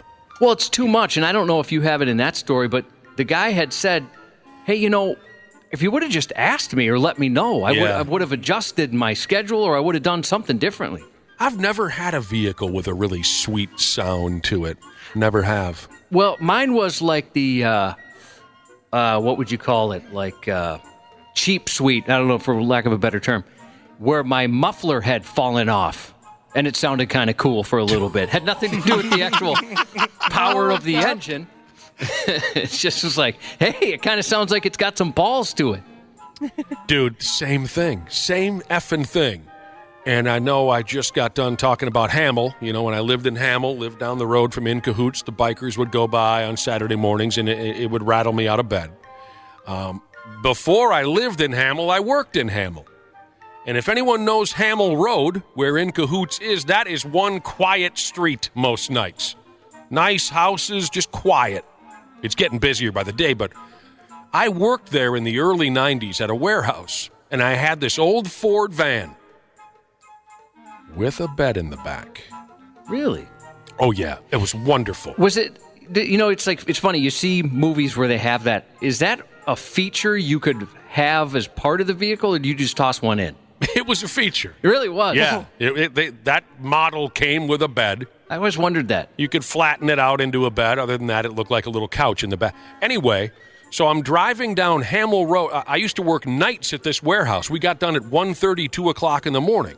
And I'm putting down Hamel Road, quiet as a church on that street most nights. It's a Tuesday night, something like that, or Tuesday morning, 2 o'clock in the morning, and the muffler just falls right off.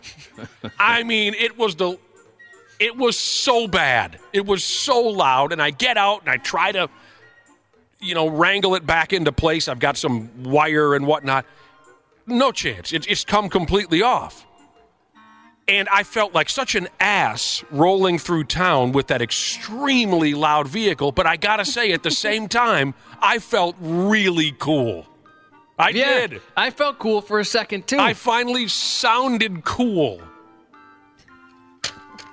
I mean, it was just but-up. You couldn't even believe how loud it was without that effing muffler. No Dog Sheezus has some retirees in her neighborhood, and in the morning she also rolls her bike down the block before she fires it up. Yeah, aren't very nice. There's some polite folks out there. Richard Beating Jesus says he lives by the saying, if it's too loud, you're too old.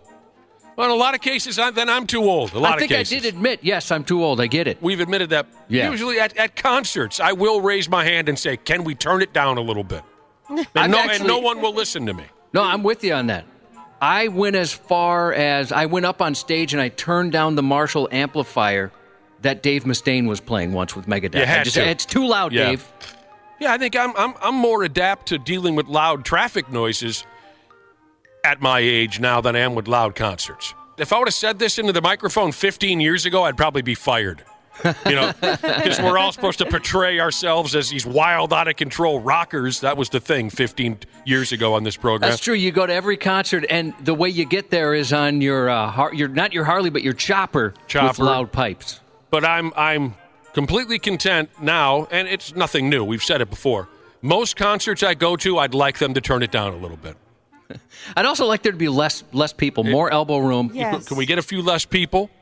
Would work for me Some too. chairs, maybe. How about everywhere? a chair for a player? And can we also maybe just have a sign-up sheet for when we can use the bathroom?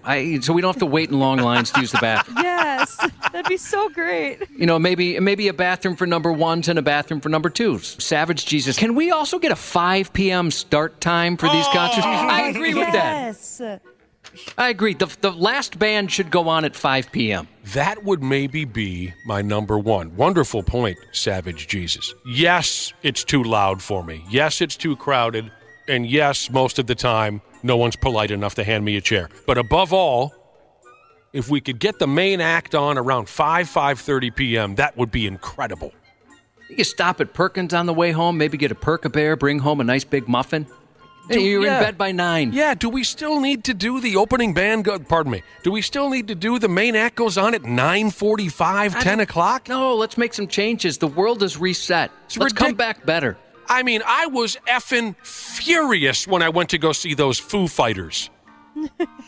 They had us out until after midnight. That's the next day. The concert doesn't say till tomorrow. The date on it should end on the date on the ticket stub. It should not go into the next day. The last time the Foo Fighters came to town, I went to the show with my roommate. She loves them. I'm not much of a Foo Fighters fan, but I went anyway. And I couldn't tell you one song they did or did not do. All I know is they kept me there way too effing late, and I'm not going to see them again. Now, I do like the Foo Fighters, very much so, but that would bother me too, I think. Guns N' Roses did the same thing. Everybody was so excited for Guns N' Roses to come back. So was I until they played Knocking on Heaven's Door for a half hour, and I didn't get out of there until 12:45. And I think it's kind of like the old, if the teacher doesn't show up after 15 minutes, everyone gets to leave. It should be the same with concerts, and I want my money back. And this hat. I will take this hat as well, and bandana. The 93X Half-Assed Morning Show, Backtracks Edition.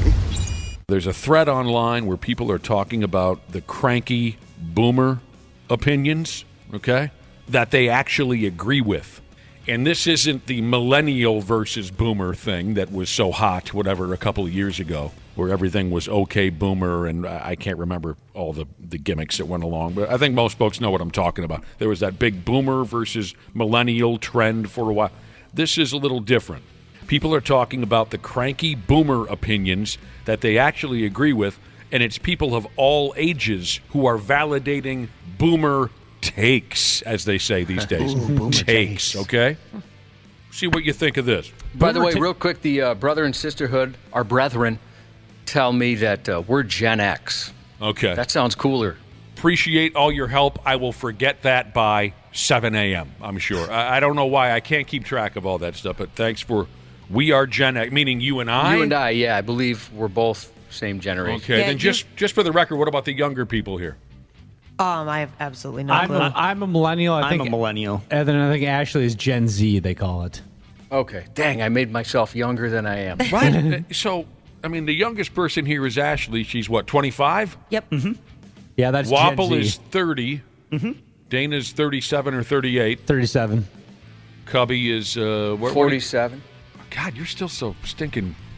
I thought you were closer to. I'm 51. But we collectively we are 3 different groups. Yeah. You see what I'm saying? That's cool. That's effing me up. Okay. Boomer opinions that people of all ages agree with. Here are 10 keepers. People share way too much on social media. That's a boomer take, but everyone agrees with it. And how could you argue that? Social media is such an absolute flaming pile of garbage. Okay, Gen Xer. Jeez, listen to this guy. You just got roasted. No, it is crazy how much people share on social media.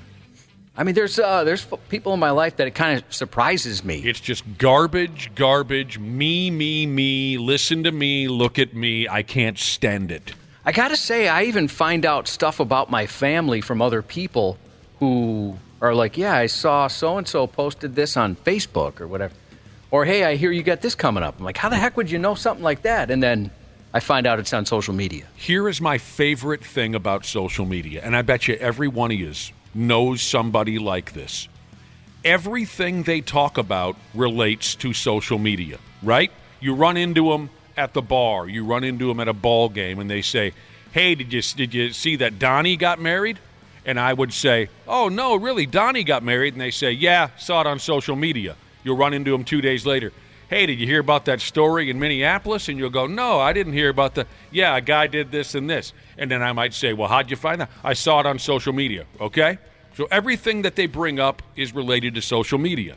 And then I will ask them, hey, I heard on social media someone was saying this or this, and they'll say, I never look at that stuff. Or you'll call them out for being a social media person, and they go, I never look at that. I'm never on Facebook. I don't even know what you're talking about. It's a weird deal where they will volunteer all this social media information, but if you ever call them a social media fanatic, they will deny it down to the last second. You guys don't know anyone like that? Maybe that's an older person thing. No.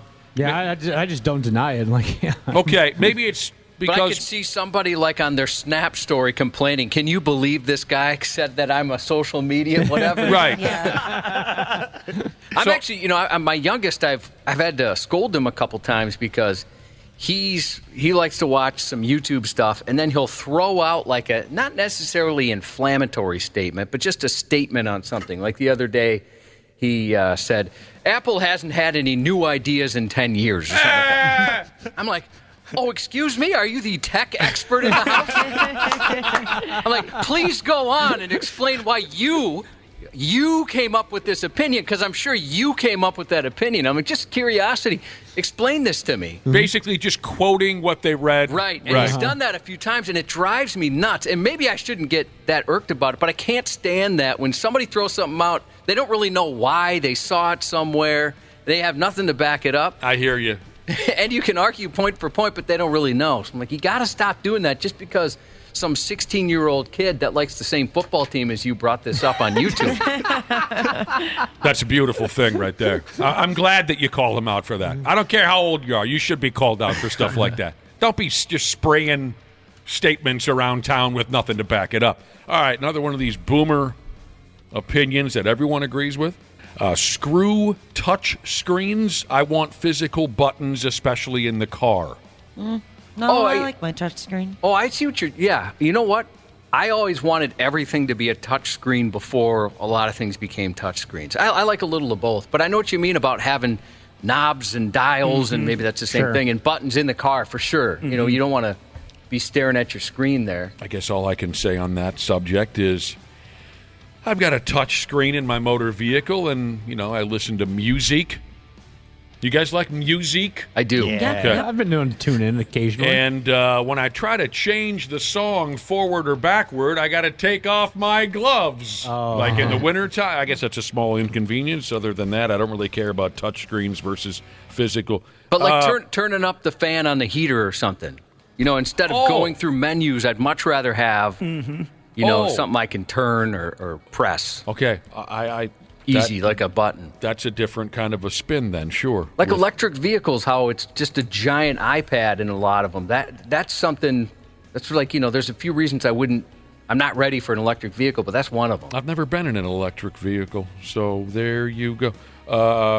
Boomer opinion that everyone agrees with, going to concerts and everyone has their stupid phone up in the air. Yeah, I hate that. Yeah, I hate that. I will never own an e-reader. Nothing compares to a real paper book. Oh, I much prefer an e-reader, actually. E-reader? Yeah. I agree with them. I prefer actual books. I actually like, I'll specifically only get hardcover, too.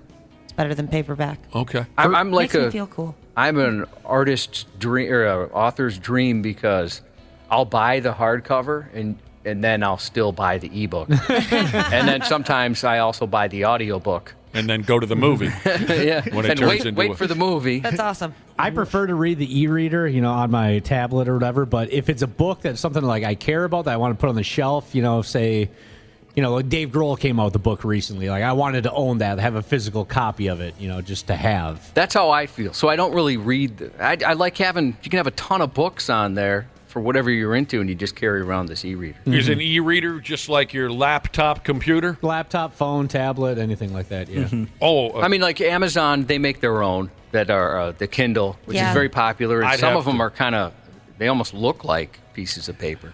I'd have to see one to fully understand it, I think, an e-reader. Maybe I'll try one someday.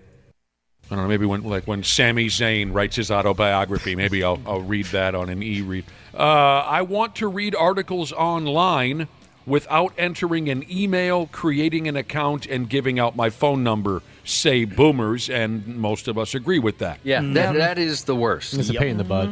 I want to speak to a real person on the phone when I have to call a business. Automated customer service lines are the worst. I kind of like not having to talk to someone. I know what you mean to a certain extent, but there's some times where they just do not let you talk to a real person. Yeah. Yep. And you're just going to rage like, let me talk to a person.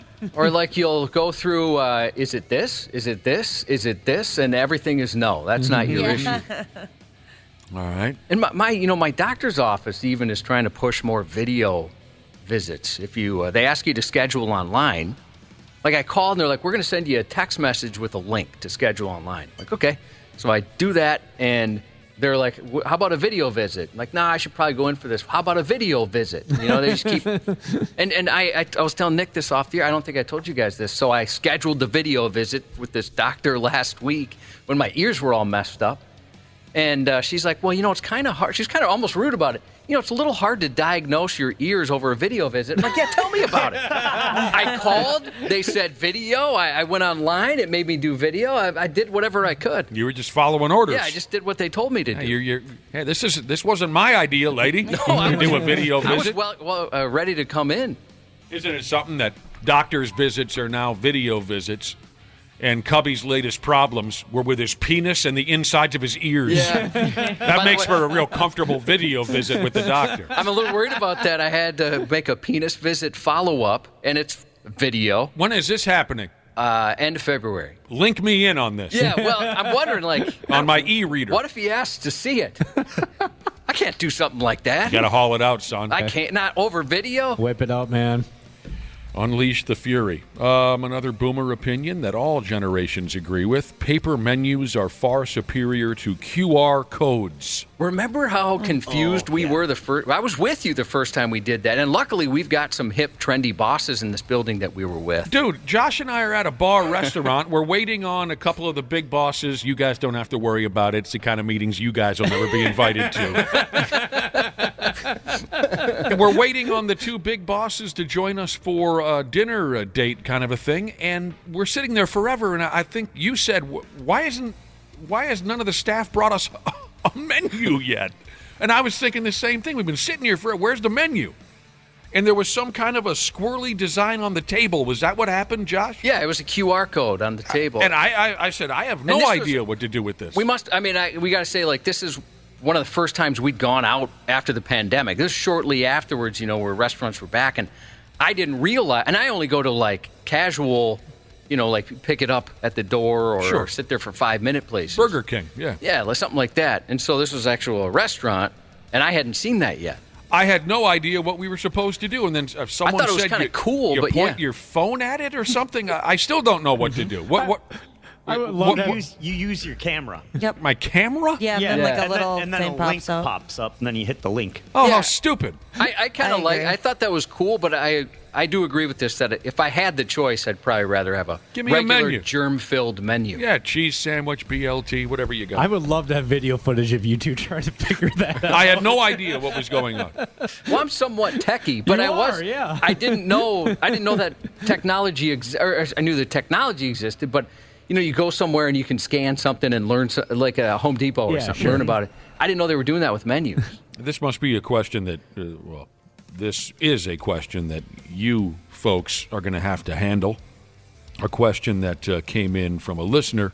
They must have been inspired when we were talking about e-readers. What are your thoughts on e-tabs? What the hell is that? What are at the bar. pull tabs? Pull tabs on the little screen instead of They give you like an iPad and you can play online pull tabs with it. Yeah, I refuse to play those. I don't know why. I just think that you don't get lucky on them. Never saw it. That is really surprising. Yeah, the bar that I drink at doesn't have pull tabs, and if I ever go to a bar that has pull tabs, it's just a very unhappy person behind a counter with a bunch of plastic boxes. So Usually they keep them behind the bar. You ask the bartender for it. I know nothing about e-tabs. Sorry. But it sounds like Ashley is not a fan? Not a fan. Not a fan. The last time I played pull tabs, we were at a promotion for the station, and I was hanging out with Medical Device Jesus and some of his derelict buddies. And they're like, hey, we got a bunch. You want to pull some of these? I'm like, nah, I'm not really into it. I got bad luck, all that kind of stuff. They're like, no, you just give it a shot. So I opened the first one. I won like $300, and I think they were kind of mad at me. I mean, I didn't keep the money. Yeah. They were very cool. Like, hey, you opened it, you get to keep it. I'm like, no, I'll give it back. But I couldn't believe my luck. I never win at those things. Yeah, that's ever. awesome. Here's a few more text messages that have come in on all this talk of boomer opinions. Now, I mentioned that in the winter, I'll often wear gloves while driving. I'm always cold. Always cold. That is true. So I'll wear and when I want to touch my touchscreen thing to maybe put on a Mr. Big song, it's sometimes a problem. I got to take my gloves off. Here's a listener claiming I don't know if he's messing with me. I mean, he knows I can't figure out QR codes or e-readers or anything. So he says you can get a pair of touchscreen gloves? Yeah, they make those. I have Oh, my a pair God. of those for snowboarding. It's nice. Why do you need touch screen gloves for snowboarding? It'll work on your touchscreen. So you've got gloves on still. Well, yeah, but why do you need them for snowboarding? Because then I can change the song on my phone. Oh, you've got without your taking phone. my gloves off. You got your phone in your pocket while you're and you're listening to music. Yeah. Or musique. Is it ever Mr. Big? Not yet, no. I'm picturing Ashley doing like a 1080 while listening to a Mr. Big song. There you go. Touchscreen gloves, Josh? I don't have any, but I could see the value there. I know I've been, using the, what do they call that? That my words are escaping me. Where you got snow on the driveway, you don't want it on the driveway, so you operate a snow blower. Yeah, there we go. I know there's times I want to change something up on my phone on the snow blower, and I got to take my phone out and take my glove off. Here's a listener who is quoting a boomer. His grandpa. This listener says his grandpa recently said, I wasn't put on this planet to drive a car that doesn't run on gasoline. All right, some more boomer opinions that everyone agrees with. I don't need a smart refrigerator or toaster. I agree with that completely. Well, I wouldn't mind having a smart fridge or smart fridge would be cool. cool. One of those refrigerator ovens. Have you guys heard of those? No. I don't even know what a smart refrigerator or a smart toaster is. Well, a smart refrigerator, you can have basically like an iPad on the front of it. It can do a lot of different things, but... And you can see inside of it. Right. Wapple, adults are trying to talk here. You can see inside of it. You can see inside of it. Yeah, you could be like, am I out of milk? And then you go to your phone and you can see inside your refrigerator. Right. It's And sometimes awesome. it can tell you like what you need. Mm-hmm. Right? Oh, you just say, Christ's here's sake. the normal things. Are you guys serious? Yeah. 100%. Yeah, like- and then some, you can even order it on your fridge. Yeah. Or order what on my fridge? Milk. Groceries. Oh. Yeah. My God, you're just thrown by this, Dude, huh? anything in the kitchen, I'm all for. That's true. You're a foodie. Yeah, you are a foodie. Like having Alexa in the kitchen changed my world. You just pissed off a lot of people by saying that trigger word. Shoot. Yeah, having that device in the kitchen, so you'd be cutting stuff up, or your hands got you have a bunch of stuff on your hands, and then you just, hey Alexa, switch the song. Do you have Did one it of again. these? Oh, I did. Do you have one of an e-fridge? What is it called again? No, I want one. A smart fridge. Do you have? You don't. Well, then you got to. I mean, maybe if you get yourself one, you'll calm down a little bit. Maybe, So- or I'll be talking about it more. But these refrigerated ovens. So let's say you got a lasagna, right? You put it in the oven when you go to work. Is it Stouffer's, as my dad would say? Yeah, Stouffer's. It's a Stouffer's lasagna. Yeah, for you, it's got this. It's the one you like, the vegetarian vegan version. Ooh, gimme. Yeah. So you put it in your refrigerated oven. Refrigerated oven. And then you say, I'm going to be home at 5:30, and I'm going to need some nice Stouffer's lasagna. And then it turns into an oven and cooks it for you. Sounds like a great way to burn my house down. Or if, something lightly, like how women just approach you and say, hey, bed me. And so you're like, okay, whatever. I'm not going to be rude. Yes. So maybe you go to this lady's place. Okay, now I'm at a lady's place. And then you got to get on your phone and say, hey, oven, I'm not going to be home for that lasagna. Just keep it cool, baby. F me running. Pretty cool, huh? Yeah, I like that. Using apps for everything pisses off not just boomers, but all of us. Using apps for everything. It says here, for example, like going to Disney World and not being able to do anything, including eat, unless you use the app. Yeah. When the Wild switched over to having where the digital, where you have to go onto the NHL app and then you have To get go the on, tickets? Yeah, and I then- hate Those that. tickets, yeah. Yeah, I was like, how are old people ever going to get to the Wild game? Dude, The only thing I like about it is if you can't use your tickets, it's easy enough to transfer them to somebody else. I agree. Yes. Yeah. Versus having to meet up with them or something like that. I don't know. Wapple, I deal with that with the Timberwolves and the Golden Gopher basketball and the Twins. Well, that's and I love all those teams, and I'll always support those teams, but I don't like the nightmare of downloading this or that. I don't know what I'm doing, and I get pissed off. And the thing that sucks is all those teams use a different app. Yeah. So then you have to download True. 3 different apps. Yeah. Well, and I then think you're like, wait, the Timberwolves use AXS? What is it? I don't know why we just can't hand out regular tickets. And I miss collecting like the physical ticket stubs because I was a dork growing up that would save all my ticket stubs, especially yeah, the there's something to that. big concerts or big games that I went to. Like I still have them all. you Now know? take a selfie, I think prove that you were there. with a lot of our giveaways now, it's done that way. So if we give away tickets to something like, let's say, a third place game, old joke, people, I think some people are like, well, wait a minute, I got to get this app in order to win tickets. Well, that's kind of how it's done nowadays. But then the cool And then thing, Wapple can't sell tickets on the side that he gets from the station. they totally got my side hustle His done. income has been reduced significantly. Well, and then a lot of the times, listeners don't have to come to the station now to pick up tickets. Too. I mean, that's a positive, right? That's a big positive. I'd We say. don't want you people in our building. for your own sake, you don't want to see this. Yeah, it'd be embarrassing for us if you saw where, And it where really we is. actually work. It really is kind of in the middle of nowhere. It's confusing to get to. So yeah, that part's nice. You're listening to the 93X Half-Assed Morning Show, Backtracks. The 93X Half-Assed Morning Show.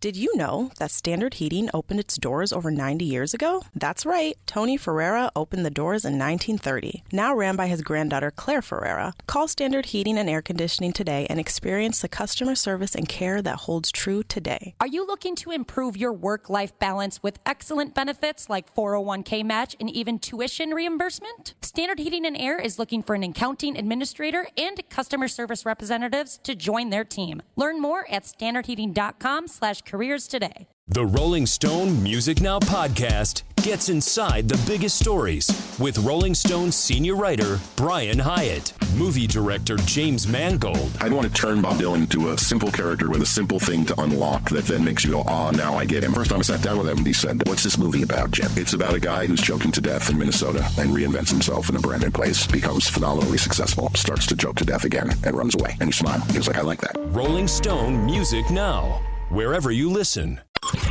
The Half-Assed Morning Show backtracks. And any big movies or series coming out or continuing that's got you folks in a tizzy? Not really. No. Not so much this weekend. Okay, that's all right. I mean, I'm looking forward to Family Guy being back. Oh, hell yes. Does that happen in a week or something? This Sunday. Oh, I see. I'm So sorry. I got to watch it on Monday. All right. I watched the first episode of that new Dahmer show on Netflix. Yeah, me too. I don't really do the true crime stuff. I just the other day in the show I learned that Dahmer was from Wisconsin. I don't follow that stuff. Really? You didn't even know that? No, and I'm only one episode in, but I'm willing to conclude that he was not a very good dude. No. Oh, it's a series? It's not a movie? Yeah, it's a series. God dang it. I was trying to eat on Thursday or Wednesday night. I was trying to eat, and my girlfriend wanted to watch that show. And as soon as I was eating, just the worst scenes possible. Just a bunch of beheadings and just bones and bodies. And I'm like, all right, there goes my appetite. Is it any good? I mean, if you're into that kind of stuff, I think you would. I think it's going to be a one and done for me. I don't think I need to keep going. Oh, you're done with it? Yeah. Is it Evan Peters? Yep. He's in that one? Oh, I'll He's watch creepy. anything with him in it. I don't know who Evan That's Peters what my is. girlfriend said. Dude, he's so cute. She said he's like so creepy. Yeah. He was in the X-Men film series, WandaVision, American Horror Story. So good in that. Never saw any of those, but I saw a Dahmer movie. Oh, it had to have been a good decade ago. That was really well done. I've seen a couple of Dahmer movies, and both of them were really well done and really disturbing. Okay, it's funny you brought that up, Dana, because last night I found out that I do have this Amazon gimmick, and I was able to watch some of the football game. Whoa! I'm so happy for impressed. you. That's awesome. But I saw that advertised, something about Dahmer. I thought, not that it's called something about Dahmer. Wouldn't that be silly? I saw that Dahmer set up. I thought it was a movie, but it's a series. I'm not the kind of guy that would follow a series, but I've seen a couple movies that are good. I'm glad you brought up. I think you said I'm not a true crime guy. Is that what you said? Yeah, that's like all the podcasts and the documentaries and Oh, series. I'm and so stuff like into that. that kind of stuff. I was going to ask, who is it here that loves all the CSI, this and that? Is that you, Ashley? Oh, most definitely. Josh, you get somewhat involved in? Not anymore, Not no. anymore? I was for a while. Didn't but then I started to question what type of people my wife and I were. That I looked at the majority of our shows, it was all that kind of stuff. did And it bring you- podcasts, everything. Well, and one of your guys' code words for sex was a true crime show. Yes, Criminal Minds. Which is an amazing show. What do you mean? I don't get it. When there's kids around, we'd say, hey, we're going to go watch Criminal Minds. Just love that. Yeah, I think I remember you saying you were listening to and watching so many true crime type stories that it kind of brought you into a dark place. Yeah, it was depressing after a while. So, and then also, we'd watch enough Dateline where the husband or wife murders each other. We're side-eyeing each other. Mm-hmm. And we did make a pact. If one of us cheats, you have permission. Just go. Don't have that. You're the new guy. Kill me. There's or no you reason kill me. to cut anybody up with a Don't chainsaw poison, or whatever. It's fine. Go. Take whatever you want. stuff our parts into a barrel and throw them in a... Yeah, right. Just leave. You don't have to go through all this drama. Ashley, I know a few people like you who they just simply cannot get enough of this dark, true story, serial killer type I've read stuff. on it before, and people say women are into it more than guys are even. Mm-hmm. I find it so interesting. One of my favorite podcasts that I listen to probably every day is called A Morbid Podcast. And it's just every new episode is about a different serial killer or murder or like just terrible, terrible event. Ashley, it's funny that you say that because right when you just spoke that out loud, I received a text from a listener that says, ask Ashley if she's into a show called Morbid. Ah, that's awesome. Yeah. Yeah, there's some great stuff out there. Really well done. I still watch some of it. Like I watched The Staircase, both versions. The HBO Max recreation and then the documentary on Netflix. Watch that. That was okay. Let me run this by you. An article that I was looking at for a minute or two. These aren't my words. These are the words of the writer. Says here, thanks to mainstream media, we all have a pretty warped view on crime in society. Okay, I don't know if that's true or not. But they used that statement in order to set up some true random crime facts. All right? Let me throw some of these at you. True random crime facts. Maybe you've heard some of this stuff, Ashley, on all these dark, scary podcasts that you listen to in the dark. Due to a legal loophole, there's a 50-mile area, a 50-square-mile area of Yellowstone National Park where murder is legal. We've actually talked about that with the show Yellowstone. Mm-hmm. What do they call it? Train something? Or taking you to the train station. Yeah, taking you to the train station. That's what they mean. I was wondering if you guys were going to recognize that because I know you've watched Jellystone. Or the Jellystone is much more more innocent. Yeah, you're allowed to steal picnic baskets there. That's about it. Boo boo. F me running. You can have as much honey as you want. I think everyone knows this. Crime rates tend to rise in warmer temperatures. Mm-hmm. Yeah. More than 20 states have no laws against necrophilia. Oh, that's great. Which I believe is having sex with a dead body. Yep. Why were you so enthusiastic with that? Yep. Sorry. You can. Looks like it's illegal in Minnesota. Whew. All right, one less thing to worry about. Let's see. I'm going to read further to make sure that's true. All right. People with uncommon names tend to commit more crimes. So you don't find a lot of this. I'm assuming this is what they're saying. You don't see a lot of Jones, Smith, Anderson, Johnson, Hanson. You see where I'm going with You're that? talking about last? I assumed that meant first names. Oh, I assumed last names. You could be right, Josh. You could be right. That seems strange, though. Yeah, I mean, I'm thinking like Just Jeffrey the odds. Dahmer, John Wayne Gacy. Like those are their first names are very regular. Well, names. Ted Bundy. It's Yeah. crimes. It's not all murder. I mean, yeah, it's not all serial But even killers. so, okay. you think just odds. Just the odds. You know, there's so many Johns in the world, not to pick on John, but that some of them have to be criminals. Right. I'm related to one. Anchorage, Alaska is one of the most dangerous cities in the United States. Anyone know any information behind that? I've heard that before. Yeah, I have too. Yeah, they just do sketchy stuff. Well, I think less law enforcement up there, too. Right. Oh. And it takes, law enforcement has to get there by plane. Yep. Yeah. Yep. Oh, my damn. Because it's so big. Mm-hmm. Alongside the Ford F-150, the Honda Accord is the most stolen vehicle. But not anymore. That's changed. Has it? Yeah, it's Kia and Oh. Hyundai now. Mm-hmm. I was reading the other day, it's like up 600%. Jeez. This I can't believe. Statistically speaking, we are safer today than we were 20 years ago. How can that be possible? I don't know, maybe like the All the improvement in cameras? technology. Yeah. Yeah. Yeah, DNA, I would say, too. Maybe they find you faster. And maybe because Yeah. of social media and everything, the internet, like we hear about a lot more crimes than we did 20 years ago, probably. Yeah, there's probably so a you're lot more saying going on. the same amount happened, Right. but we just didn't hear even about when it. you hear about it. It's not like every single one got covered in the newspaper or your 5 o'clock news. I don't know. A kidney's worth approximately $160,000 on I the knew black that. market. Pardon Whoa. me? I just looked that up the other day, actually. You looked up how much a kidney is worth on the black market? Yeah, I can't remember why. But... It came up in the stupid news. A woman was accusing her husband of taking her kidney and selling it. Oh, there you go. Yep, that was probably why. Despite making up just 10% of the population, left-handed people account for 33% of people with multiple arrests. Left-handed people. I don't trust them. Are we all right-handed? Yep. Yeah. Yes. Good. I'm borderline amphibious. Or what? No, I forgot. Ambidextrous. Ambidextrous. Wow. The average DUI driver will get behind the wheel of a car drunk 80 times before being arrested. Jeez, that's scary. Yeah. There are over 9 million cases of identity theft in the United States each year. I hate that crap. I'm surprised that number's not higher. I wish someone would. Be like, that was a mistake. Have fun with that. I wasted all that. They look up all my stuff like, oh, wow, we wasted a lot of effort on this. Yeah, I'd be like, have fun with my medical bills. And that overdue library book. Good luck there, buddy. Men account for 86% of arsons. Huh. I guess I've never heard of a female arsonist. Yeah, that's what I was going to say. Right. I knew all my pyromania friends are guys. Yeah. How many do you have? I got 2. Oh, God. I got 4. I like to light stuff on fire. I don't have any.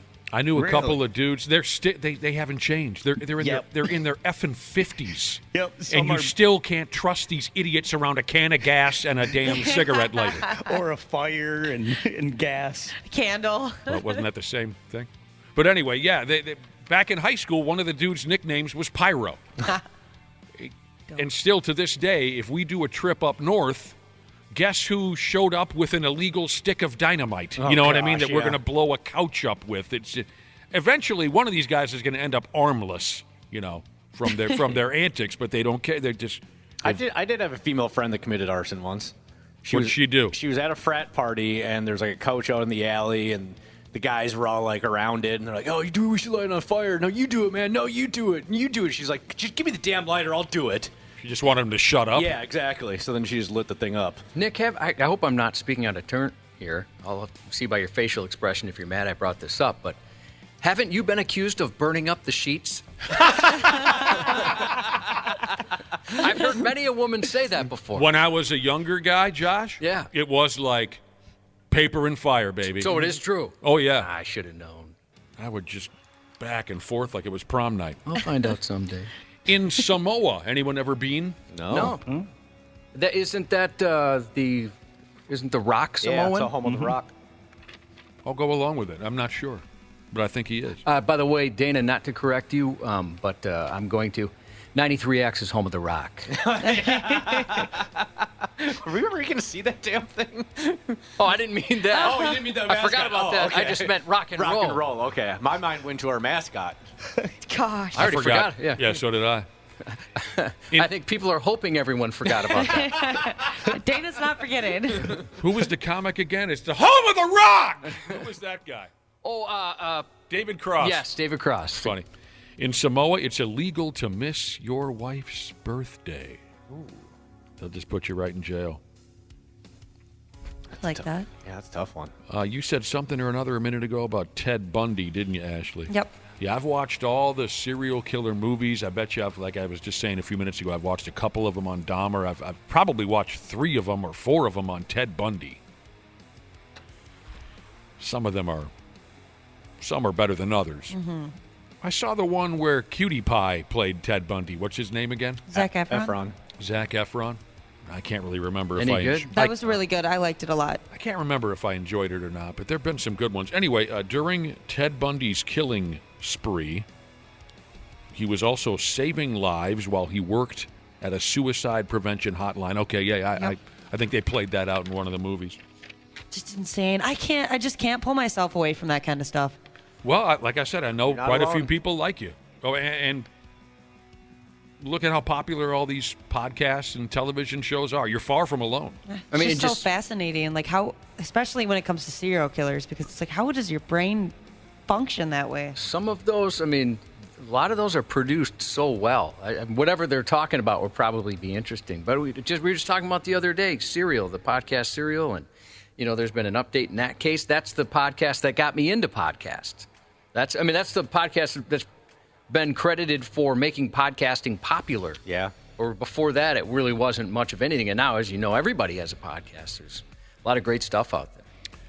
Now, one of these Ted Bundy movies, I don't know that this is true, and I don't think I saw it played out like this in other Ted Bundy movies, but in one of them, the day that they gassed him, or however they put him out of his misery, what was it, an electric chair? Anyone know?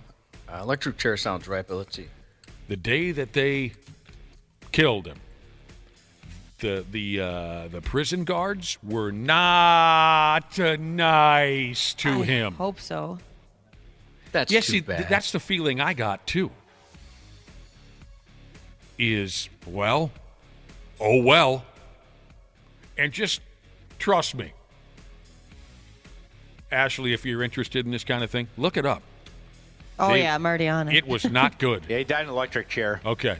But while they were walking him there and the hours leading up to that electric chair, ooh-wee, did they send him a message. Don't know if it's true or not. The half-assed morning show backtracks. The 93X Half-Assed Morning Show. 93.